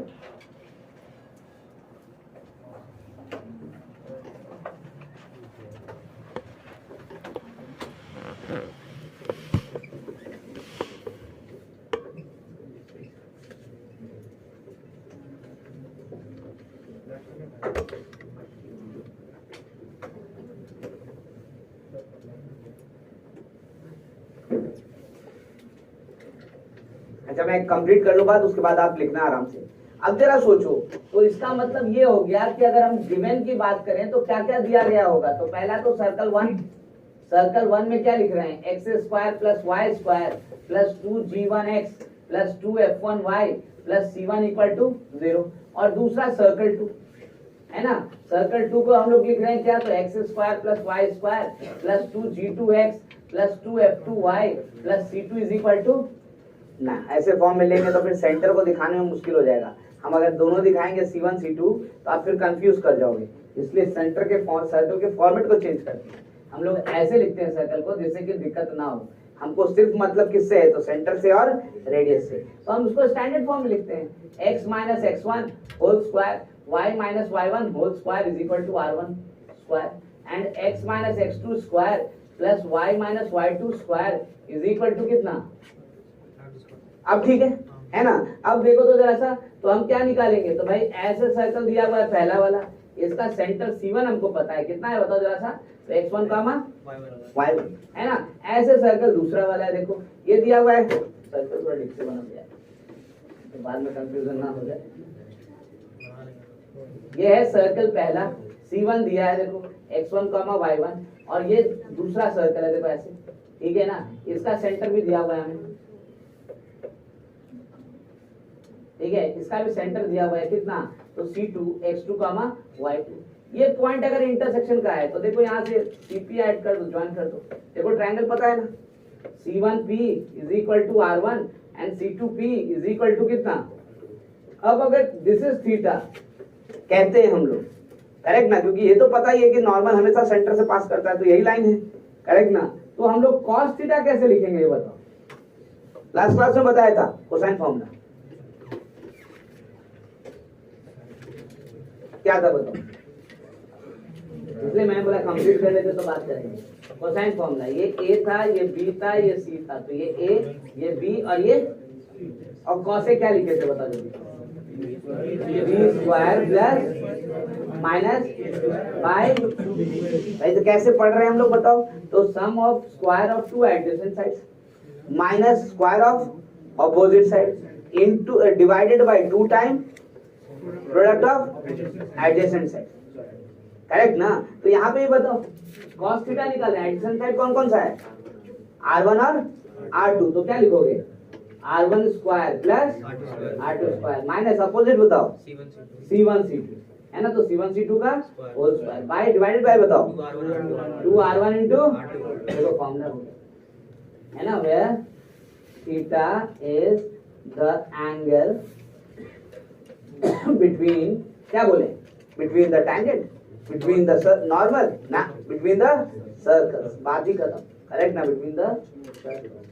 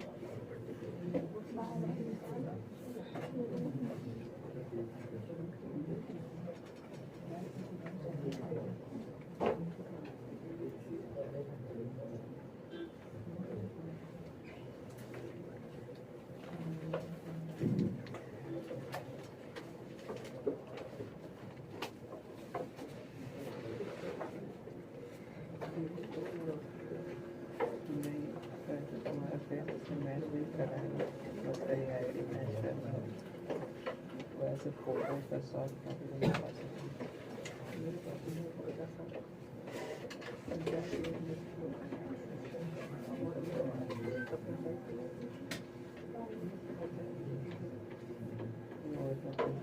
स्कैन करेंगे।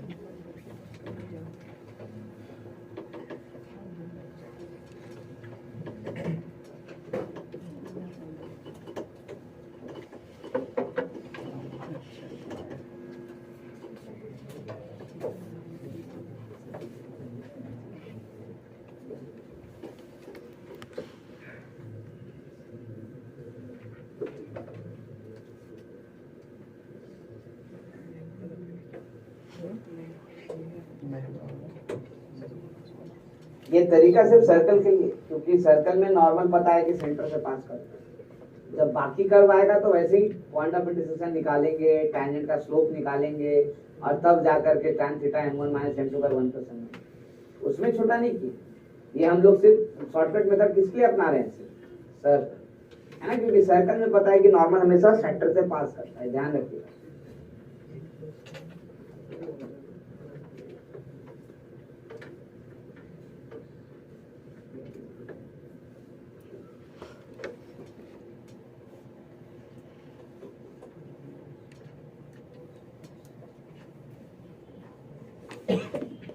एक बात ध्यान रखिएगा, ये जो हम फिगर बना रहे हैं ये एक पर्टिकुलर केस बना रहे हैं। हो सकता है एक में 90 प्लस थीटा हो तो दूसरे में हो सकता है कि थीटा माइनस 90, लेकिन उससे क्या होगा, ये तो फिर तो 90 कैंसिल नहीं होगा। आप बोल रहे हैं तो कुछ नहीं, 180 प्लस आ जाएगा, है ना, लेकिन एंगल क्या रहेगा, तो मैग्नीट्यूड निकालना है हमको, टेंशन करें किधर जा रहा है उससे हमें क्या मतलब।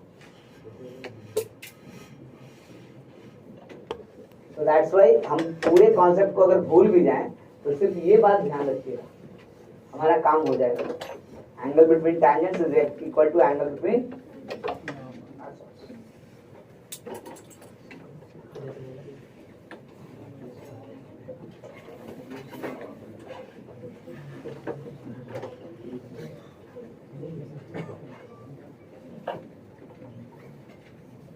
यहाँ पे मेंशन कर दे भाई एक कोसाइन रूल। हालांकि नेक्स्ट क्लास में, लास्ट क्लास में इसको हम लोगों ने बोला था, ठीक है, लेकिन फिर भी एक बार मेंशन कर दें हम, तो पता चलेगा ये कहाँ से आया, क्या था, सोच रहे हैं। इसका प्रूफ बिल्कुल नहीं दे रहे हैं क्योंकि ये पार्ट प्रॉपर्टीज ऑफ ट्रायंगल का है, जब आएगा वक्त तो देंगे। हालांकि अभी तो फिलहाल जेईई के सिलेबस से ही उसको हटा दिया, direct question properties of triangle से इस बार नहीं है।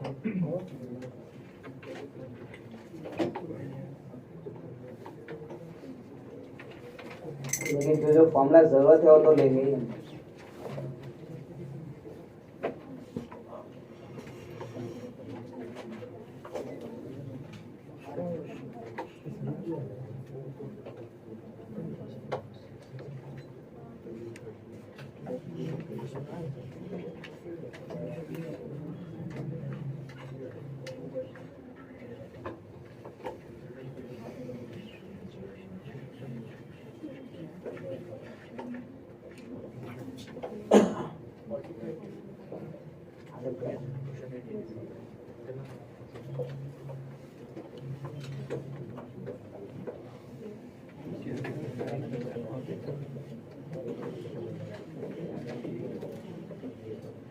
आ गया, कितने लोगों का आ गया, मैं निकालूं अब। 135 आया, हाँ 45 आया, और किसका कितना है, 90 है, अलग अलग है, तो निकालना ही पड़ेगा। सिर्फ एक आता तो बात अलग है।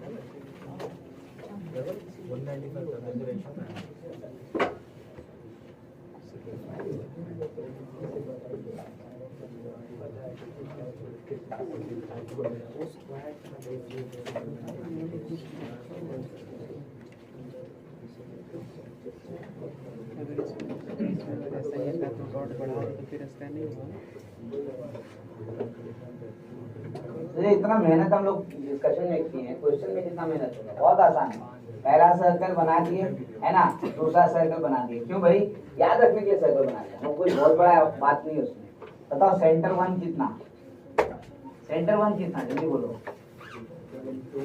2, नहीं है, जल्दी बोला, याद ही नहीं है क्या, ये निकालना नहीं है, है ना, सिर्फ मार्क करने के लिए। यहाँ C2, ठीक है, C2 का कोऑर्डिनेट बताओ जल्दी, 1, -4, वेरी गुड।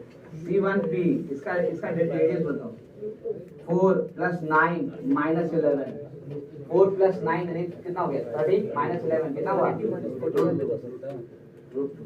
करेक्ट ना। C2P इसका बताओ कितना हो गया, 1 + 16 यानी 17 - 13 4 यानी 2, ये आ गया C1। चलो C1 C2 का भी लेंथ बताइए कितना हो जाएगा, निकाले ना। C1 C2 कितना बनेगा, रूट अंडर 2 - 1 का स्क्वायर, और ये कितना हो जाएगा, तो 1 का स्क्वायर, यानी कितना बन गया, है ना यार, दिस इज आल्सो रूट। अब ये थीटा है, करेक्ट ना, तो cos थीटा क्या लिखेंगे बताओ? 180 माइनस कितना लिखेंगे? बात की बात है, पहले फॉर्मूला तो बताओ कितना लिखेंगे? √2 square plus 2 square minus √2 square by 2 into कितना हो जाएगा? √2 इंटू ये ना लिखेंगे।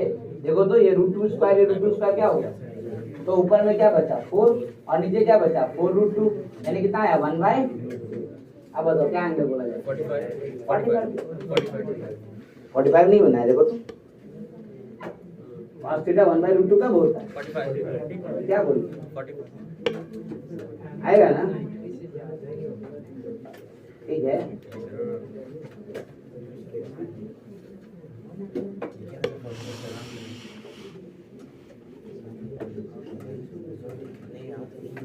वैसे अगर बोला जाए कि टैंजेंट से बीच का एंगल है, तो अगर 145 बना रहा है तो 135 भी तो बनाएगा, ऐसे कोई इशू नहीं है उसमें, ठीक है। बट आज यहाँ तो 45 ही है, ठीक है।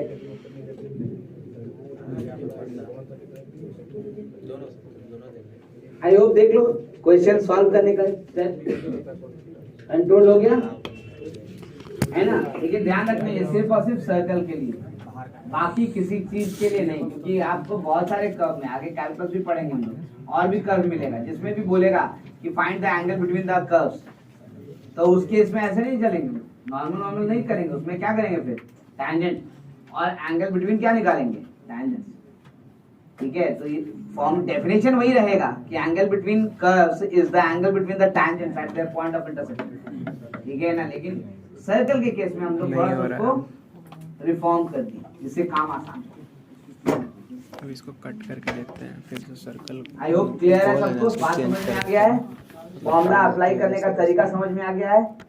एक कोसाइन फॉर्मूला खाली याद करना है, आपका स्टेप कंट्रोल हो जाएगा। और अगर नहीं याद कीजिएगा तो स्टेप कंट्रोल नहीं होगा, सिंपल सी बात है।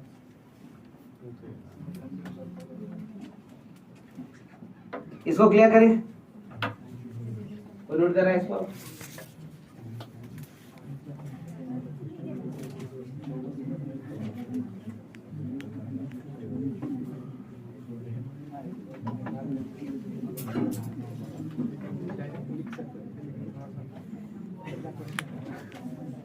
अब नहीं ले रहा।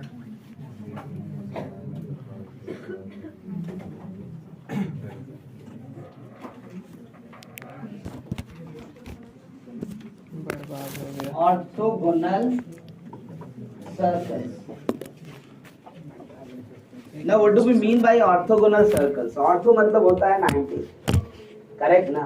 तो भाई इसका मतलब दो सर्कल्स को हम ऑर्थोगोनल कब बोल सकते हैं? जब दे इंटरसेक्ट एट 90, बस खत्म होगा, करेक्ट ना। अब तो कंडीशन निकालना पड़ेगा, क्योंकि कंडीशन अप्लाई करना पड़ता है, करेक्ट ना। तो पहली बात तो यही से स्टार्ट करें। देखो two circles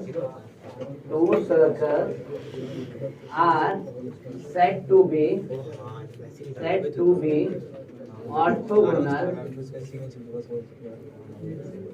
to each other if and only if they intersect at अगर दो सर्कल के बीच में एंगल 90 डिग्री आ गया तो ये दोनों सर्कल एक दूसरे का क्या है? ऑर्थोगोनल।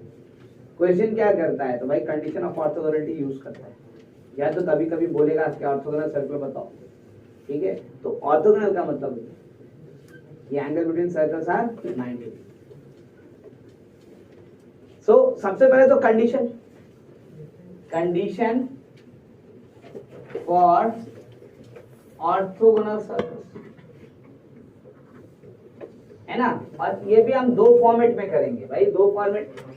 एक तो डेफिनेशन बेस पे बात करेंगे, एक ही जगह कर रहे हैं लेकिन दो तरीके से कर रहे हैं। मान लीजिए सर्कल का इक्वेशन दिया हुआ है, गिवन है पहला सर्कल 1, और इस बार मजबूरी के ही तहत सही, लेकिन हम जनरल इक्वेशन ले रहे हैं। क्यों? क्योंकि कंडीशन ऑफ टेंजेंसी की कंडीशन ऑफ ऑर्थोगोनलिटी की जब बात करेंगे तो जनरल कंडीशंस में ही वो कंडीशन याद करना फायदेमंद है, ठीक है ना। तो इस बार उस तरीके का फॉर्मेट नहीं लेंगे, स्टैंडर्ड फॉर्म है ना। भले ही सेंटर का नाम बदलना पड़े तो क्या करेंगे? तो O1 O2 कर लेंगे, हर जगह क्या उसमें समझ में आएगा ना बस, ठीक है।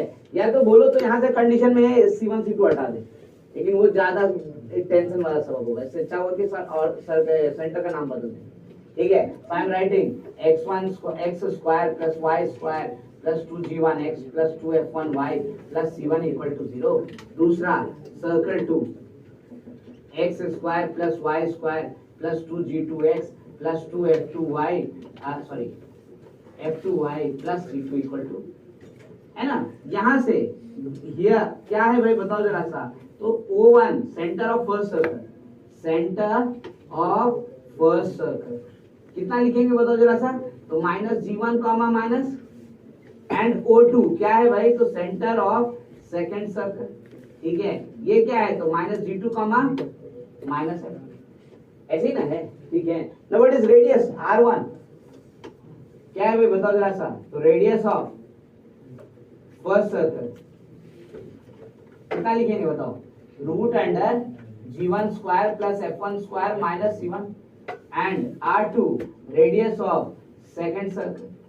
भाई नाम बदल रहे हैं इसलिए हम सब कुछ लिख रहे हैं, देखो g2 square plus f2 square minus, कोई कंफ्यूज ना हो क्योंकि ये सब चीज वैल्यू तो बेसिक है, बिना इसके तो वर्कआउट कर ही नहीं सकते। नाउ अब हमें चाहिए कंडीशन ऑफ ऑर्थोगोनैलिटी। क्या करें, तो फिगर बनाओ, बिना फिगर के मत बात करना, नहीं तो कंफ्यूजन होगा और हम कंफ्यूजन ही नहीं चाहते। ये सर्कल है हमारे पास, एक सेंटर C1 यहाँ, एक सेंटर C2 यहाँ, ये पॉइंट ऑफ ये है, दोनों को ज्वाइन कर दें। ठीक है ना, और क्या दिया हुआ है, ये एंगल कितना है, कितना ही दिया हुआ है, क्या करे बताओ जरा सा, क्या करे बताओ, 90 डिग्री दे दिया तो cos थीटा लगाए, हाँ cos थीटा लगाइए, तो cos 90 क्या हो जाएगा, 0। cos 90 0 लगाइएगा तो क्या हो जाएगा, देखो तो जरा सा, कौन क्या होगा, R1 square plus R2 square is equal to C1 Pythagoras theorem नहीं आता था क्या, वही ना आ रहा है 90 डिग्री, तो पाइथागोरस थ्योरम ना वही ना आ रहा है। तो भाई टेंशन क्यों लेना है, मतलब अगर हम फॉर्मूला भूल भी गए तो ऐसा नहीं कि माथा पकड़ के बैठे हुए भाई क्या था फॉर्मूला, देखो तो दिख रहा है सामने, उसकी बात करें, क्या है सामने में, राइट एंगल ट्रायंगल, तो क्या अप्लाई करें, cos थीटा पाइथागोरस थ्योरम, वही सबसे ज्यादा आसान है। तो पाइथागोरस थ्योरम के अनुसार हमें क्या दिख रहा है कि भाई if circles are orthogonal then क्या होगा बताओ, अच्छा C1 C2 लिखिए, देखो O1 O2 है ना, क्योंकि नाम बदले ना अभी हम लोग, क्या लिखेंगे बताओ जल्दी से बताओ, ये R1 है ये R2 है, बताओ क्या लिखेंगे, R1 square plus R2 square is equal to O1 O2 का, ये पहला कंडीशन इस फॉर्मेट में याद रखोगे। ठीक है, इस दोनों के रेडियस का स्क्वायर का sum that is equal to distance between the centre. ठीक है, अच्छा अब इसको इस फॉर्मेट में डालते हैं, G1 G2 और इस वाले टर्म में, कि वो भी याद रखना जरूरी है, उसको भी छोड़ हम लोग नहीं सकते। ठीक है, तो R1 को क्या लिखेंगे, R1 स्क्वायर क्या है देखो तो, ये लिखेंगे ना, R2 स्क्वायर मतलब इसका स्क्वायर, यानी I can write this condition to be कितना, तो G1 square plus F1 square minus C1 and G2 square plus F2 square minus C2। इस तरफ क्या, तो यहाँ तो दिख रहा है O1 और 2 के बीच में, मतलब इन दोनों के बीच में डिस्टेंस कैसे निकाला जाएगा, डिस्टेंस फॉर्मूला क्या है, डिस्टेंस फॉर्मूला बताओ, G1 माइनस G2 का प्लस F1 माइनस F2 का, ये ना आएगा, ब्रेक करो तो उसको जरा सा, क्या लिखेंगे इधर, तो G1 square plus F1 square minus C1 plus G2 square plus F2 square minus C2, है ना, is equal to G1 square plus G2 square minus 2 G1 G2 plus F1 square plus F2 square minus 2 F1 F2। सही लिखे हैं देखो तो, सही लिखा हुआ है, तो फॉर्मूला गलत कर दिए नहीं ना, तो फिर तो कुछ कैंसिल होता दिख रहा होगा, क्या क्या कैंसिल हो जाएगा देखो तो, G1 स्क्वायर कैंसिल और F1 स्क्वायर, G2 स्क्वायर भी कैंसिल, F1 स्क्वायर भी कैंसिल है, और है ना, मतलब स्क्वायर वाला सारा टर्म खत्म। बचेगा क्या, तो मुझे लगता है इस तरफ बचेगा माइनस C1 माइनस C2, उधर बचेगा माइनस G1 G2 और minus F1 F2 F1 F2, ये ना बच रहा है, तो माइनस हटा के करेक्ट ना, यानी हमारे पास जो कंडीशन आया वो कैसे लिखेंगे, तो 2 G1 G2 plus 2 F1 F2 is equal to C1 plus, remember this one. इस कंडीशन को दोनों ही फॉर्म में याद रखिए, ठीक है, क्योंकि मैं आपको दिखा रहा हूँ प्रीवियस ईयर्स में जो क्वेश्चन पूछा है, दोनों फॉर्मेट में भी क्वेश्चन पूछ रहा है। दूसरा वाला तो फिर भी डिराइव कर लोगे, पहला वाला नहीं करोगे, लेकिन आज टाइम बचेगा, डिराइव नहीं करना पड़ा, इसलिए कंडीशन याद रखो। डिराइव के चक्कर में मत रहो वहां पे।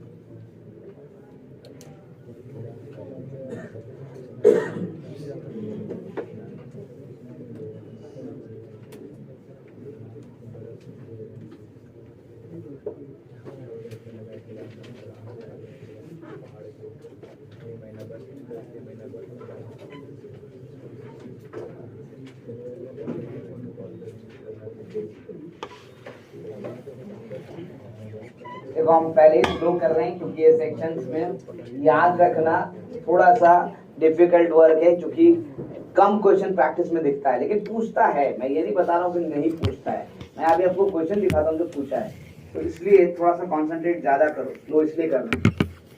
ये काम हो गया तो हमारा काम ही खत्म है, उसके बाद टेंशन ही नहीं है, फिर तो फैमिली ऑफ लाइन से बताएंगे। 3-4 फॉर्मेट है क्वेश्चन है ना, और कुछ है नहीं। फैमिली ऑफ लाइन बोल रहे हैं, फैमिली ऑफ सर्कल है ना, फैमिली ऑफ लाइन तो बता ही चुका।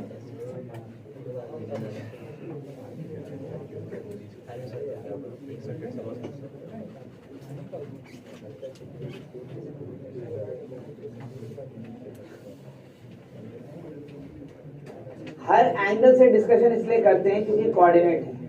थोड़ा बहुत भी ज्योमेट्रिकल कंडीशन इधर से उधर हुआ ना, तो फिर क्वेश्चन पढ़ते रह जाएंगे, समझ में नहीं आएगा कि क्या कह रहा है। ठीक है, तो पहले सब चीजों को समझ लें, सिर्फ फॉर्मूला याद करने से फायदा नहीं होगा। जब समझेंगे, प्लॉट कर सकेंगे, दिखेगा कि क्या हो रहा है, क्वेश्चन बन जाएगा, है ना। और उसके बाद फिर हमें क्या करना है, तो क्वेश्चन को कल छोटा करना है, लेंथी भी नहीं रखना है ना। तो दोनों एस्पेक्ट्स पे ध्यान रखना है। और एक्चुअल प्रॉब्लम हमारा जो होता है कोऑर्डिनेट का यही होता है। पहला तो क्वेश्चन समझ में आना चाहिए, प्लॉट होना चाहिए, जब फिगर समझ में आ गया तो सॉल्व होना चाहिए, और भी आसानी से। तो तीनों चीज चाहिए।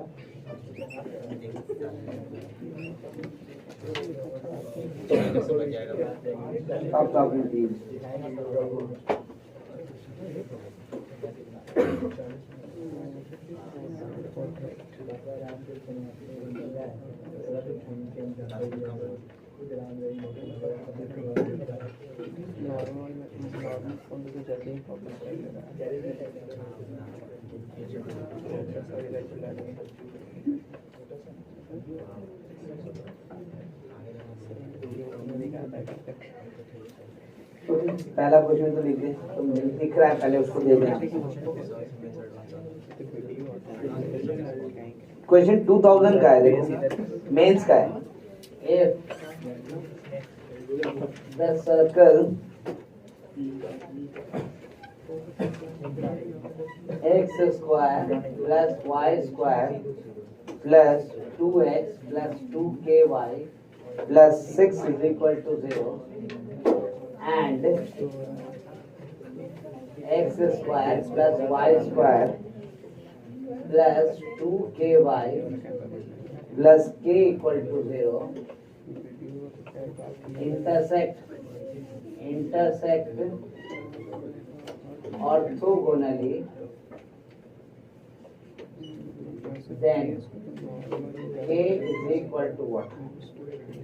Options लिखते हैं, चलो मैं लिख देता हूँ 2 or minus 3/2, B minus 2 or minus 3/2, C 2 or 3/2, D minus 2 or 3/2.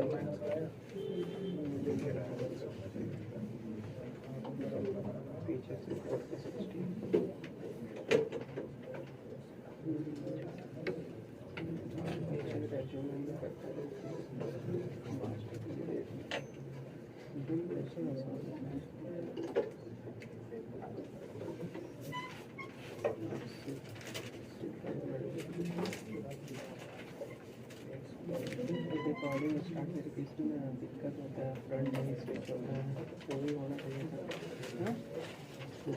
I back camera से रिकॉर्डिंग स्टार्ट कर लेंगे, recording start, front camera switch नहीं है, कैसे ही उधर ऑप्शन ही नहीं है। सैमसंग का सारा एंड्रॉइड होता है, कैंसिल कहाँ से होता है, डायरेक्ट सेव ही करना पड़ेगा। ऐसा कितना साइज हुआ खोलेगा,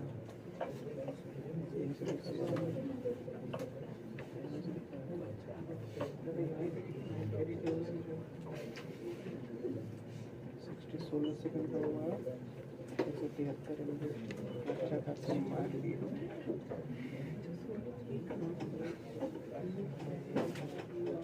पेट के मार कर रख लेगा, कि नहीं है वाला बात है। इसमें बैक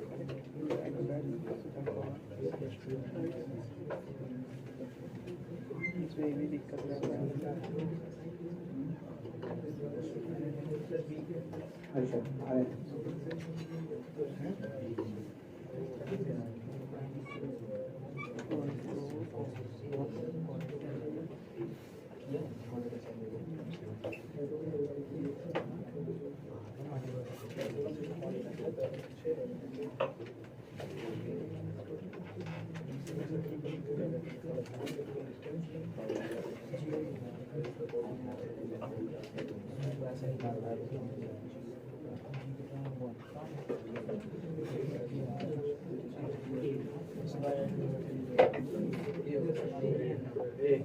ओके ओके, मैं निकाल रहा हूँ क्वेश्चन को। एक मिनट में देख रहा था कि दूसरा फॉर्मेट वाला भी मिल जाता तभी आंसर थोड़ी देर करेंगे, जितना भी बनाएंगे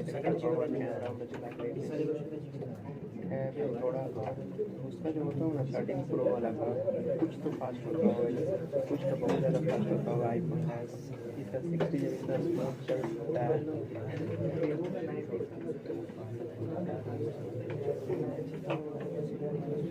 ऐसे फ्लैगशिप का इसका भी एंड्रॉइड करा था, लेकिन फिर भी इसका कुछ ज़्यादा स्मूथ है।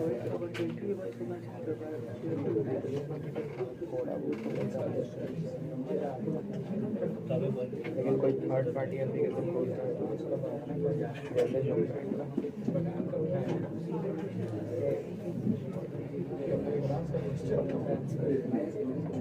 थोड़ा सा दूध छोड़ रहे बात करना स्टार्ट है ना, उसके बाद डिस्ट्रैक्शन होगा तो आगे का बात नहीं समझ में आएगा, उसके बाद फिर सोचते रहेंगे क्या था क्या नहीं था।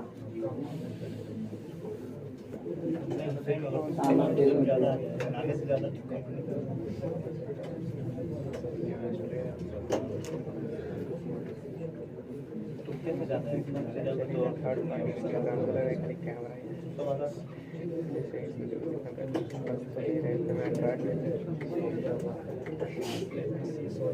Third party So I'm not getting the circle. ठीक है, वो जो क्वेश्चन दूसरा था आपको दिखा सकते थे कि भाई ये वाला फॉर्म भी याद रखिएगा, फिलहाल तो नहीं दिख रहा है, लेकिन बट एनीवे आप दोनों फॉर्मेट को याद स्टार्ट करें। यहाँ पे कौन सा कंडीशन यूज करें, तो आई थिंक ये वाला याद रखने लायक 2G1 G2 plus 2F1 F2 is equal to C1 plus, है ना। तो I can say circle 1 solution, circle 1 ये हमारे पास है x square plus y square plus 2x plus 2ky plus 6 is equal to, तो g1 is equal to 1, f1 is equal to k and c1 is equal to 6, है ना। हम पहले values निकाल लेते हैं, उसके बाद बात करेंगे। Correct. Circle 2 x square plus y square plus 2ky plus k equal to 0, तो g2 is equal to 0, f2 is equal to k and c2 is equal to k. Correct ना? So the case is what? Condition of orthogonality.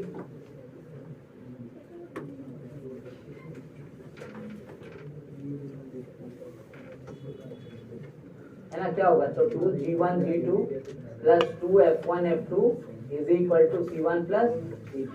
I can see g2 0 है, तो पहला वाला part तो ऐसे 0 हो गया, सीधा 0 plus 2f1 f2, f1 k है और f2 भी, तो ये कितना हो जाएगा? तो 2k square is equal to c1 कितना दिख रहा है 6 और c2 कितना, so we can write this equation is equal to 2k square minus k minus 6 is equal to, एकदम आसान सा क्वेश्चन, मेंस का पूछा हुआ क्वेश्चन।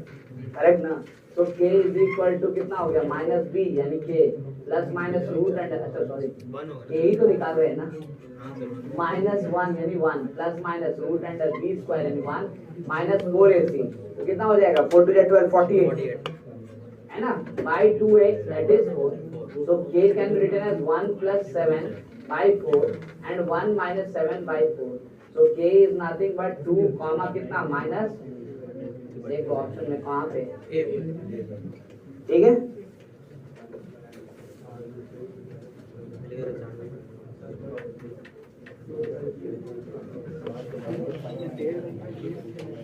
कॉन्सेप्ट इतना ज्यादा है कि इसमें से क्वेश्चन भी आसानी बनते हैं और डिफिकल्ट क्वेश्चन नहीं बनता है, बस याद रखें वो इम्पोर्टेंट।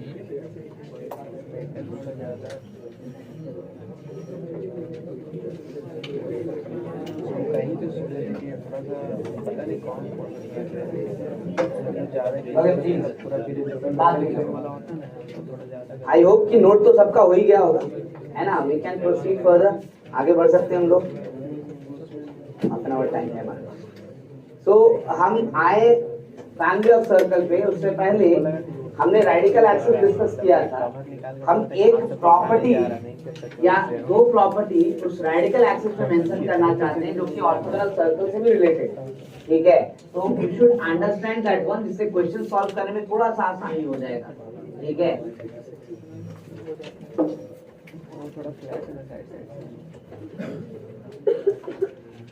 प्रॉपर्टी है ना, थोड़ा इसकी बातें करते हैं। पहला प्रॉपर्टी तो भाई रेडिकल एक्सिस के बारे में हम ये कहना चाहते हैं, रेडिकल एक्सिस याद तो होगा सबको, है ना। ये रेडिकल एक्सिस मैं कह रहा हूँ सेंटर 1 सेंटर 2, अगर इन दोनों को ज्वाइन किया जाए तो ये हमेशा रेडिकल एक्सिस के क्या होता है? परपेंडिकुलर, है ना। ये बात हम पहली बात ध्यान रखें, करेक्ट ना। ये बहुत जरूरी है, क्यों? क्योंकि रेडिकल एक्सिस के लिए बोल रहे हैं तो कॉमन पार्ट के लिए होगा, क्योंकि कॉमन पार्ट भी एक क्या है?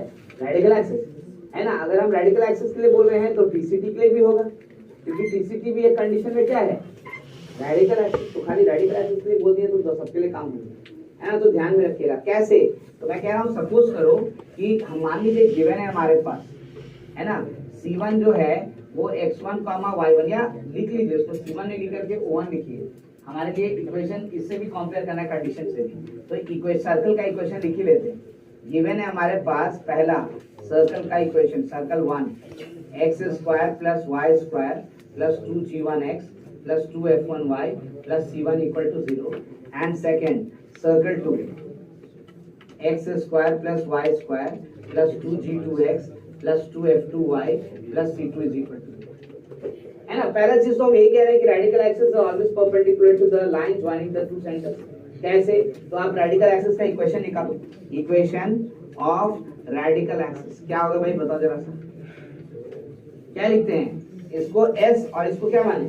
s डैश, तो कैसे निकलेगा? s minus s dash equal to 0। तो भाई दोनों को सब्ट्रैक्ट करो, s minus s dash equal to 0, तो दोनों को सब्ट्रैक्ट करो, x square cancel, y square cancel, क्या बनेगा? 2g1 minus g2x plus 2f1 minus f2y plus c1 minus equal to, है ना। तो स्लोप यहां से बताओ जरा, स्लोप ऑफ रेडिकल एक्सिस, है ना, इसको m1 कह देते हैं, चलो लेट। तो फिर इसका मतलब m1 का वैल्यू तो हम लोग निकाल चुके हैं ना, कितना आएगा वो, रेडियन का इक्वेशन है हमारे पास, क्या लिखेंगे, minus g1 minus g2 by f1 minus, ये ना है m1, ठीक है। Now will come up for the next one, slope of O1 O2, इसको M2 कह लेते हैं, करेक्ट। तो M2 क्या होगा, तो भाई यहां से लिख लो पहले, O1 कितना है हमारे पास, तो minus G1 minus F1, O2 कितना है, तो माइनस G2 माइनस F2। बताओ जरा स्लोप निकालो, कैसे निकलेगा,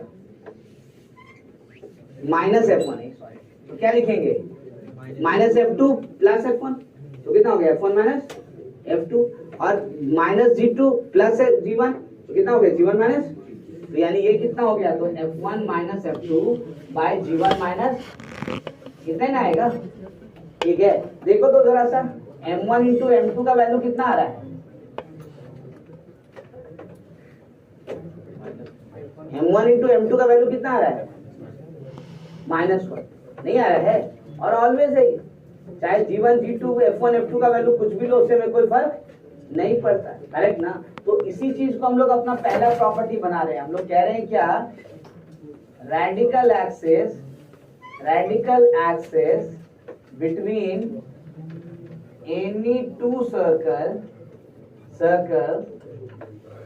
are always perpendicular to the line joining these two circles,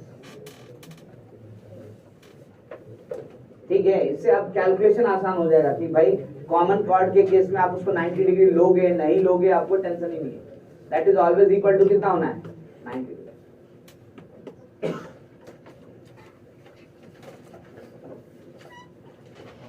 दूसरा एक केस और हमको दिखाना है प्रॉपर्टी, ये दो प्रॉपर्टी, उससे ज्यादा हम आपको दे भी नहीं, अब अपना हम लोगों का काम उतने में निकल जाए, ठीक है ना, ठीक है। और सिर्फ इसलिए दे रहे हैं क्योंकि कैलकुलेशन के दौरान ये कंफ्यूजन रहता है, ये कंफ्यूजन खत्म हो जाए इसलिए आप लोग,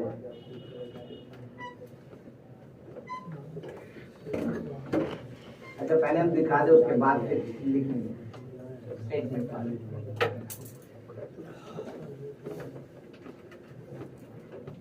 नहीं होप कि समय काफी दिए थे, तो ये तो खत्म हो गया होगा।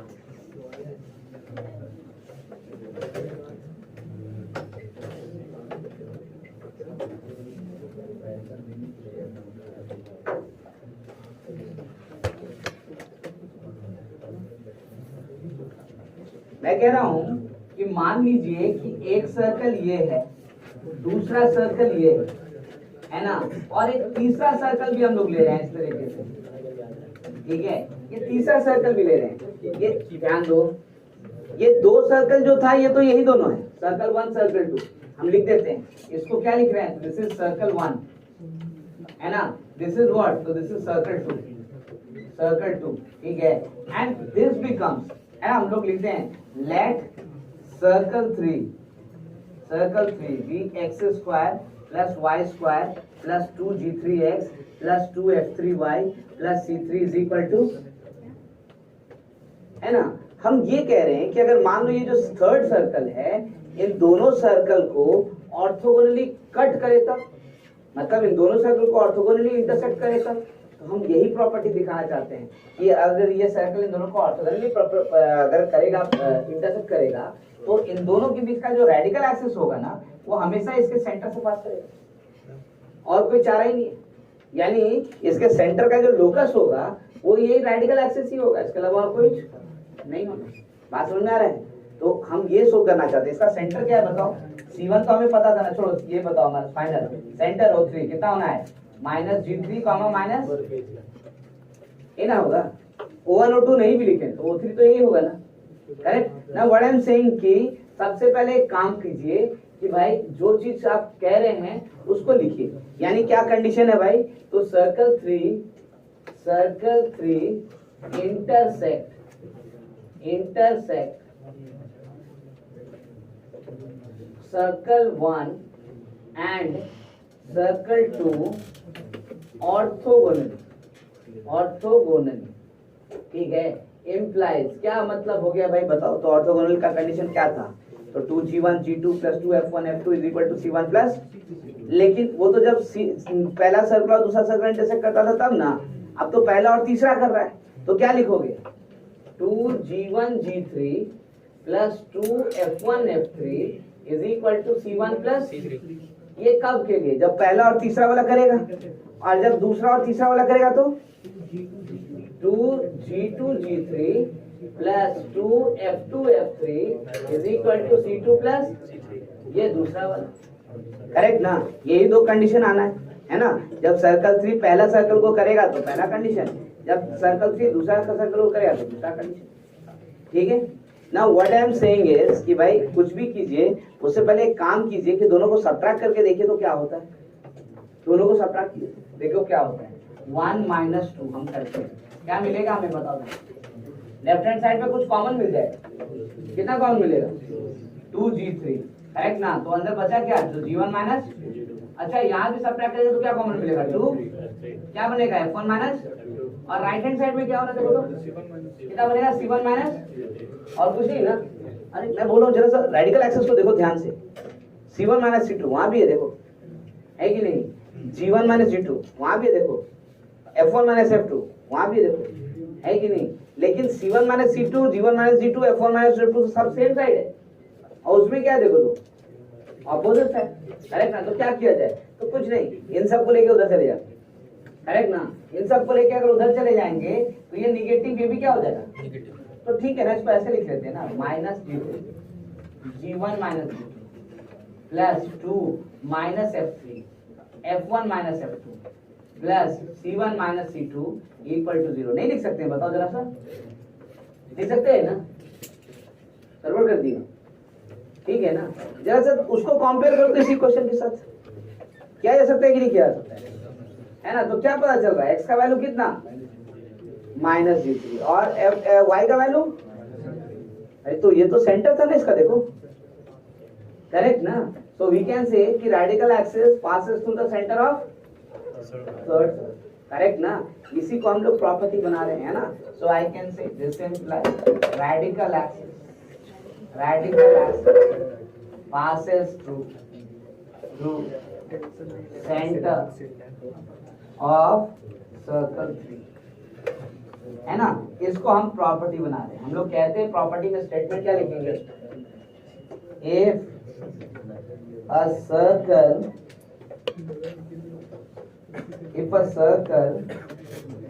intersect circle 3 intersect circle 1 and circle 2 through orthogonally, then the center of circle 3 always lies on the radical axis of, ध्यान दो इधर हम पढ़ा रहे हैं, लिख रहे हैं उधर से। If a circle 3 intersects circle 1 and circle 2 orthogonally, then the center of circle 3 always lies on the radical axis of circle 1 and circle 2.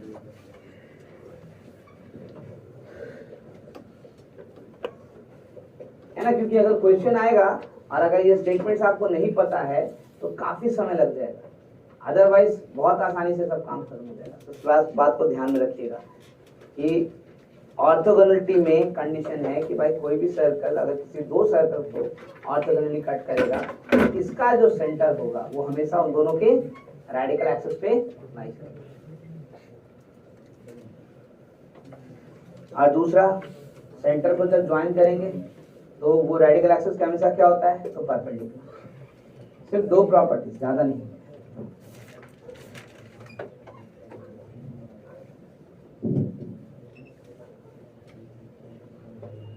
Radical axis होता क्या है, हाँ, जहां से लेंथ ऑफ टैंजेंट क्या हो जाए, इक्वल।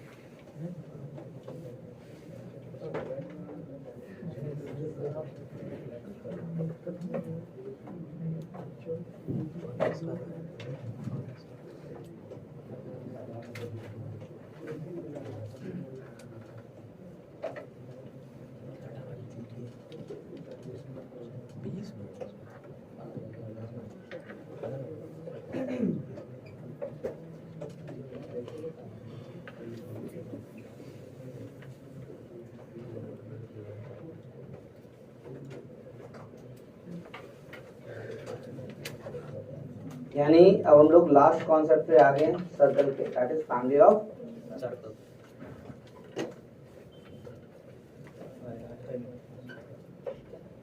नेक्स्ट क्लास में कुछ क्वेश्चंस हम लोग देखेंगे एंड डेफिनेटली आपका जितना डिटेल्स रेडी रहेगा वो हम लोग डिस्कस करेंगे।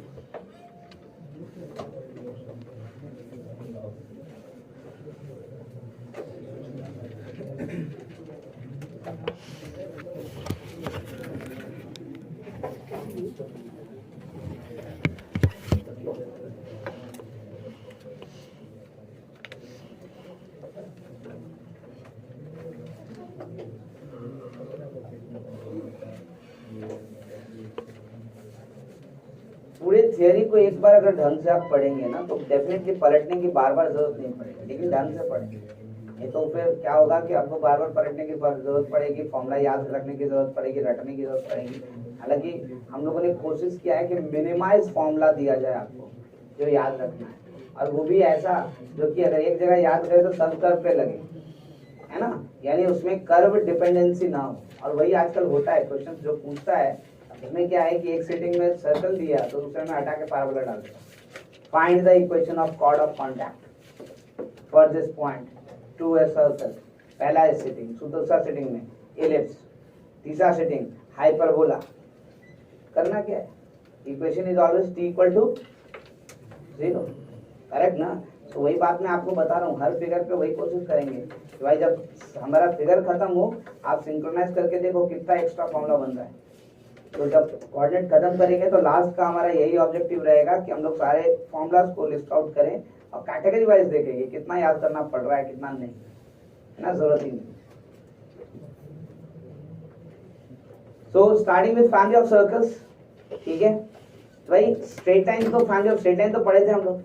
प्रॉब्लम कौन था, तो भाई जब हमको दो सर्कल स्ट्रेट लाइन के इंटरसेक्शन से पास होने वाला स्ट्रेट लाइन बोलता था तब क्या लिखते थे, L1 plus lambda L2 equal to ये ना लिखते थे, ठीक है। तो यहाँ पे भी कुछ ऐसा ही कर दिया था, तभी तो दिक्कत होगा। नहीं, इसका मतलब क्या है, अगर फैमिली ऑफ सर्कल बोल रहा है तो 100% हमसे ऐसा इक्वेशन पूछ रहा है जिसके through infinite number of circles पास करता हूँ, ठीक है। तो हमें पता है ना कि 3 सर्कल पे यूनिक सर्कल बनता है, 3 पॉइंट पे, करेक्ट ना। तो 3 से एक भी पॉइंट घट गया तो कितना सर्कल बनेगा, इनफाइनाइट। अच्छा, 2 सर्कल कितने पॉइंट पे इंटरसेक्ट कर सकता है मैक्सिमम, 2, करेक्ट ना।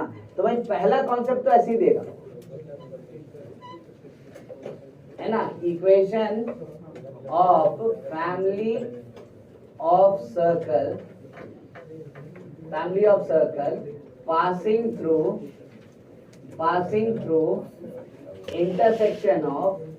intersection of 2 सर्कल, है ना। तो बोलो भाई 2 सर्कल तो एक पॉइंट पे भी टच कर सकता है, तो कोई दिक्कत नहीं, मुझे क्या प्रॉब्लम, इंटरसेक्शन से पास करना चाहिए, बस इतनी सी बात हम कह रहे हैं। कैसे निकालेंगे हम ये सोचना था। तो भाई स्ट्रेट लाइन में तो आपको बताया था ना कि अगर मान लीजिए सर्कल 1 है ना, थोड़ी देर के लिए सपोज कीजिए लेट सर्कल 1, अगर हम लोग लिखते हैं x² plus y² plus 2g1x plus 2f1y plus c1 equal to 0, तो इसका मतलब s का वैल्यू कितना लिखेंगे, तो x² plus y² plus 2g1x plus 2f1y plus c1, ये ना लिखेंगे, करेक्ट ना।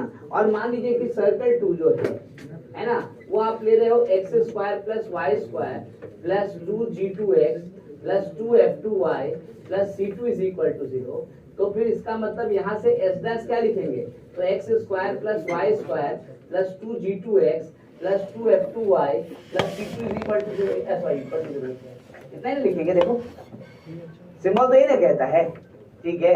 यानी यहाँ से देखा जाए तो सर्कल का इक्वेशन जो है वो क्या है भाई, तो s इक्वल टू 0, और यहाँ से कितना है भाई, तो यहाँ से है s डैश इक्वल टू क्या बताए थे बताओ, दो कर्व के इंटरसेक्शन से पास होने वाला कर्व, कोई भी कर्व स्ट्रेट लाइन था तो क्या लिखे थे, L1 plus lambda L2 is equal to 0। तो यहाँ सर्कल है तो क्या लिखेंगे, S plus lambda S dash equal to, correct ना। तो भाई हम क्लेम करते हैं, देखो equation of curve passing through intersection of S equal to 0 and S dash equal to 0 क्या होगा, तो S plus lambda S dash equal to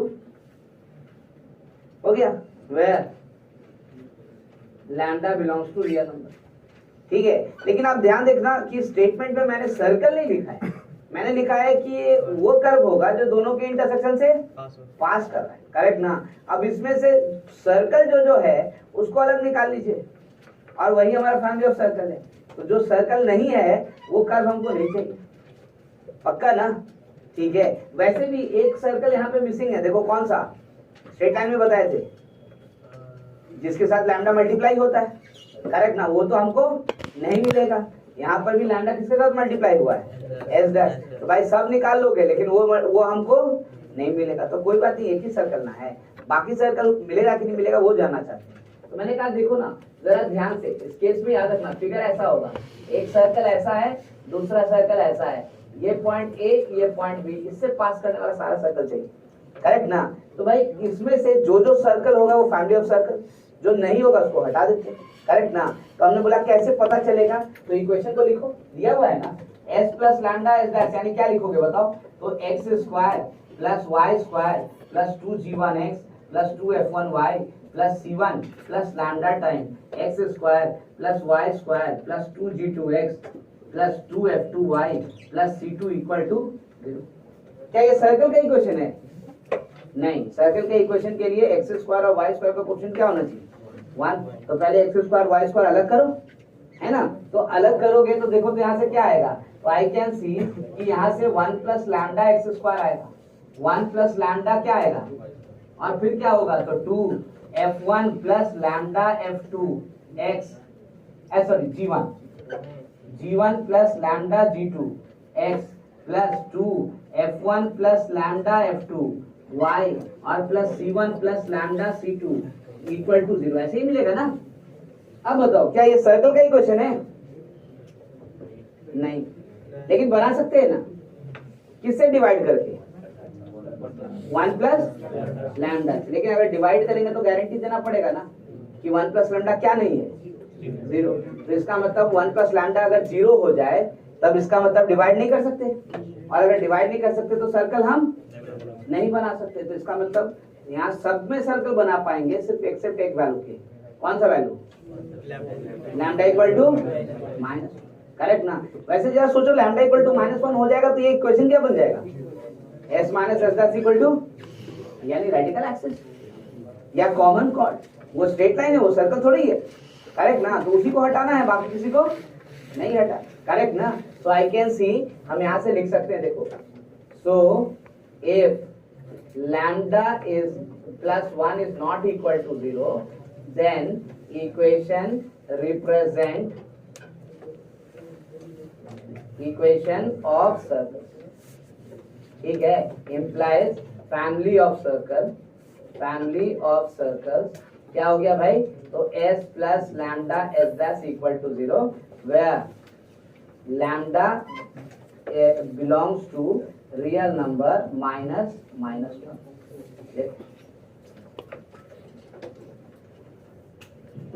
है ना। यानी फैमिली ऑफ सर्कल का इक्वेशन क्या हुआ, तो s plus lambda S dash equal to 0, यानी सिंपल।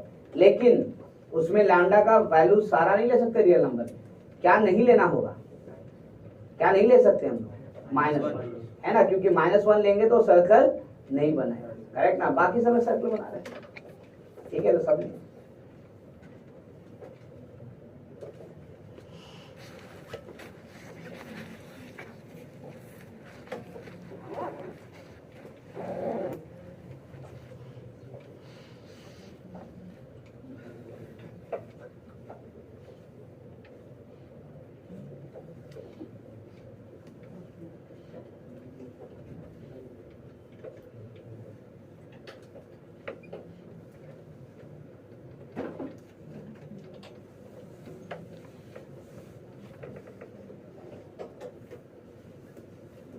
यानी ये इक्वेशन तो वैसा ही है जैसे स्ट्रेट लाइन का, तो कोई नया बात नहीं कर रहे हैं। यहाँ सिर्फ एक कंडीशन है कि लैम्डा का वैल्यू -1 नहीं होना चाहिए, ठीक है ना। और वो क्यों है वो मैंने आपको दिखा दिया। ये इतना लिख इसलिए रहे थे क्योंकि क्यों है बताना था, उसके अलावा और कोई दिक्कत ही नहीं।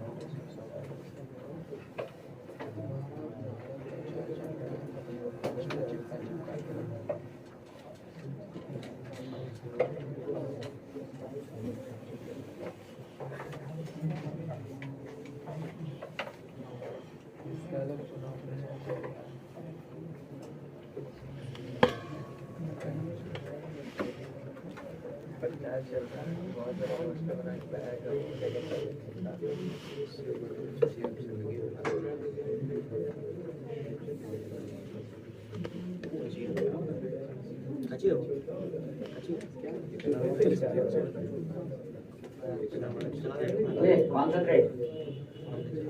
अब सोचो, आपको ये तो पता था कि फैमिली ऑफ सर्कल 3 पॉइंट से तो नहीं लिख सकते, है ना। कितना पॉइंट चाहिए? तो 2। आपको इसने कैसे दिया पॉइंट? तो 2 सर्कल दे दिया, बोला कि दोनों का इंटरसेक्शन से निकालो पॉइंट। तो भाई हमको तो आसानी से लिख दिए, उसको भी लगा कि अरे दोनों सर्कल देते तो तुरंत निकाल दिया, जैसे स्ट्रेट लाइन था वैसे ही निकल गया इसका भी। तो एक काम करते हैं, थोड़ा फॉर्मेट चेंज करते हैं। सेकंड फॉर्म है ना, equation of family of circle through intersection of a circle and a line। लो, इस बार हम चेंज करके हम दोनों सर्कल नहीं देंगे, हम क्या दे रहे हैं? तो एक सर्कल दे रहे हैं और एक क्या दे रहे हैं, ठीक है। यानी आपके पास गिवन क्या होगा? तो गिवन होगा एक सर्कल, पहला सर्कल है ना, इसको हम लोग क्या लिखे? तो एस इक्वल टू, और दूसरा क्या होगा? तो लाइन है ना, इसको क्या लिखे? तो एल इक्वल टू, ठीक है। सर्कल का equation x square plus y square को नंबर, लाइन का equation ax plus by plus c, वैसे ही लेंगे, करेक्ट ना। बट हमसे कहा वो कि अब बताओ फैमिली ऑफ सर्कल, आप कैसे बताओगे? हमने क्या करना था? हमने क्या बोला कि भाई हमने तो वो फॉर्मूला निकाल रखा है जिसमें कोई भी कर्व निकाल सकते। आप सर्कल क्या पूछ रहे हो? कोई भी कर्व निकाल सकते हैं जो a और b से पास करेगा, इस पॉइंट a और इस पॉइंट b से पास करेगा। कैसे लिखते हैं उसको बताओ? पहला कर्व प्लस लैम्डा टाइम दूसरा कर्व। तो हम लिखेंगे, देखो ना यहाँ से equation of family of curve through a and b। क्या लिखा जाए बताओ? तो s plus lambda l equal to, हो गया। अब क्या? तो इसमें से कौन सर्कल है वो हमारा आंसर है, जो सर्कल नहीं है हमारा आंसर। तो बताओ तो इसमें से कौन सर्कल नहीं है? अरे सबका सब सर्कल ही है। क्यों भाई? तो आप लिख करके देखो ना, सर्कल का इक्वेशन लिखोगे तो क्या लिखोगे? X square plus y square plus 2gx plus 2fy plus c, और l टाइम लैम्डा को लिखो, क्या लिखोगे? तो lx plus my plus n equal to. अब बताओ जरा, सर्कल के इक्वेशन के लिए क्या कंडीशन था? एक्स स्क्वायर और वाई स्क्वायर को क्या होना चाहिए? पहले से ना चेंज होगा क्या? नहीं, बस और आसान हो गया हमारे लिए, कुछ भी हटाने की जरूरत नहीं है। तो what is the equation? s plus lambda l equal to 0, और साथ में कहेंगे भी where lambda belongs to all, खत्म, है ना। इतना आसान। सोच लो, पूरे कोऑर्डिनेट ज्योमेट्री में इसी बात को ध्यान में रखो। फैमिली ऑफ कर्व्स तो ऐसे ही खत्म हो, ठीक है। तो क्या बोले हम? Equation of family of circle कितना हो जाएगा? तो s plus lambda l equal to, खत्म, for all lambda belongs to.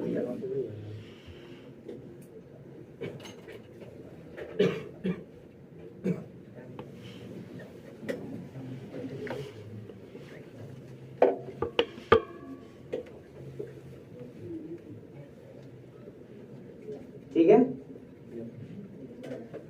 अच्छा देखो, हम लोग के पास समय की कमी है, आप नोट करते रहना, मैं बोर्ड आपको क्लियर नहीं कर रहा। जो चाहिए वो मैं आपको बता दूं, ताकि आप क्वेश्चंस को कम से कम अटेम्प्ट ले पाओ। 5 मिनट की बात है, ज्यादा समय नहीं।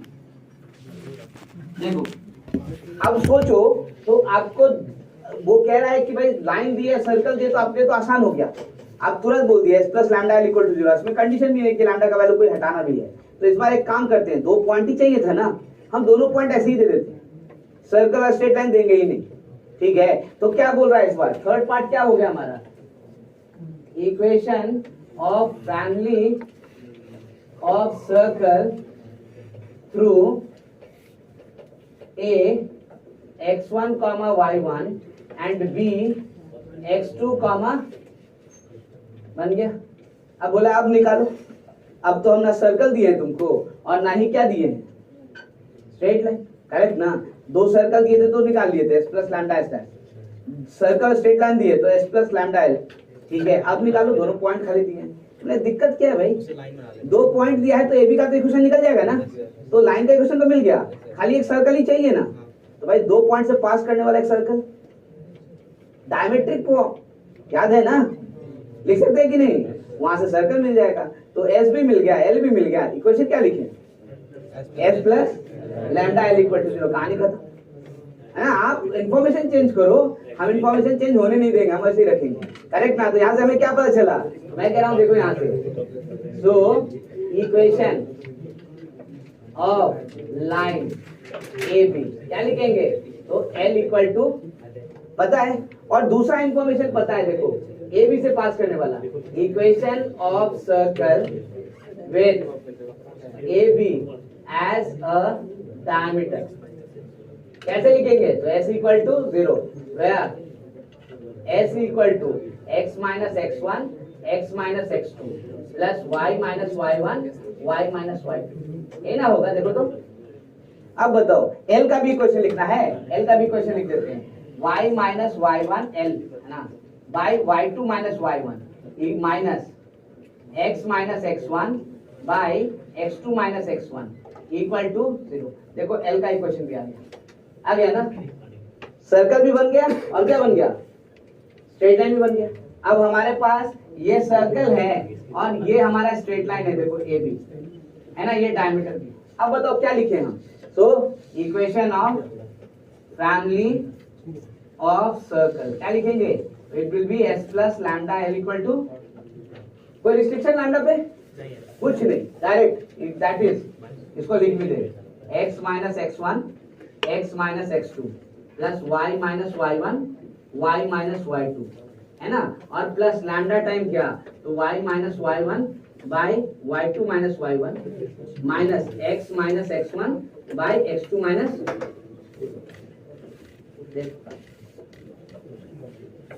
है ना। मतलब आप टेंशन देने की कोशिश किए, लेकिन हमारा टेंशन नहीं, ठीक है।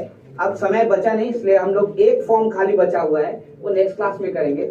सिर्फ आपको इंट्रोडक्शन बता दे ताकि याद रहे आपको कि भाई ये 4th फॉर्म है हमारे पास। क्या था भाई 4th फॉर्म, तो सर्कल दिएगा और इस बार बोलेगा कि नहीं आपको हम दोनों पॉइंट नहीं दे रहे हैं, हम टैंजेंट का इक्वेशन दे रहे हैं, टैंजेंट का, और ये वाला पॉइंट बता दे रहे हैं x1 का मोबाइल, ठीक है। क्या आप देगा इस बार, तो बोलेगा कि आपको हम पॉइंट देंगे जिस पर टैंजेंट है सर्कल, और वो टैंजेंट का इक्वेशन दे देंगे। आप बताओ सर्कल का इक्वेशन, फैमिली ऑफ सर्कल, तो क्या करेंगे, टैंजेंट दिया तो लाइन तो दिया है ना, करेक्ट ना, चाहिए क्या सिर्फ सर्कल है ना। तो ऐसा कोई एक सर्कल चुन लेते हैं जिसके लिए वो टैंजेंट हो उस पॉइंट पे, है ना। तो भाई कौन सा सर्कल बेस्ट रहेगा, पॉइंट सर्कल, कहानी खत्म है कि नहीं। तो पॉइंट सर्कल क्या बनेगा, एस, और लाइन कौन बनेगा, टैंजेंट। इक्वेशन क्या होगा, S plus lambda L equal to, लेकिन उसको नेक्स्ट क्लास लिखिए, ठीक है। अब आप जो क्वेश्चन छोड़े थे, क्वेश्चन नंबर 30 वापस बनाने की कोशिश करो। कौन से बनाओगे उसको देखो तो, अरे यही वाला लास्ट वाला कौन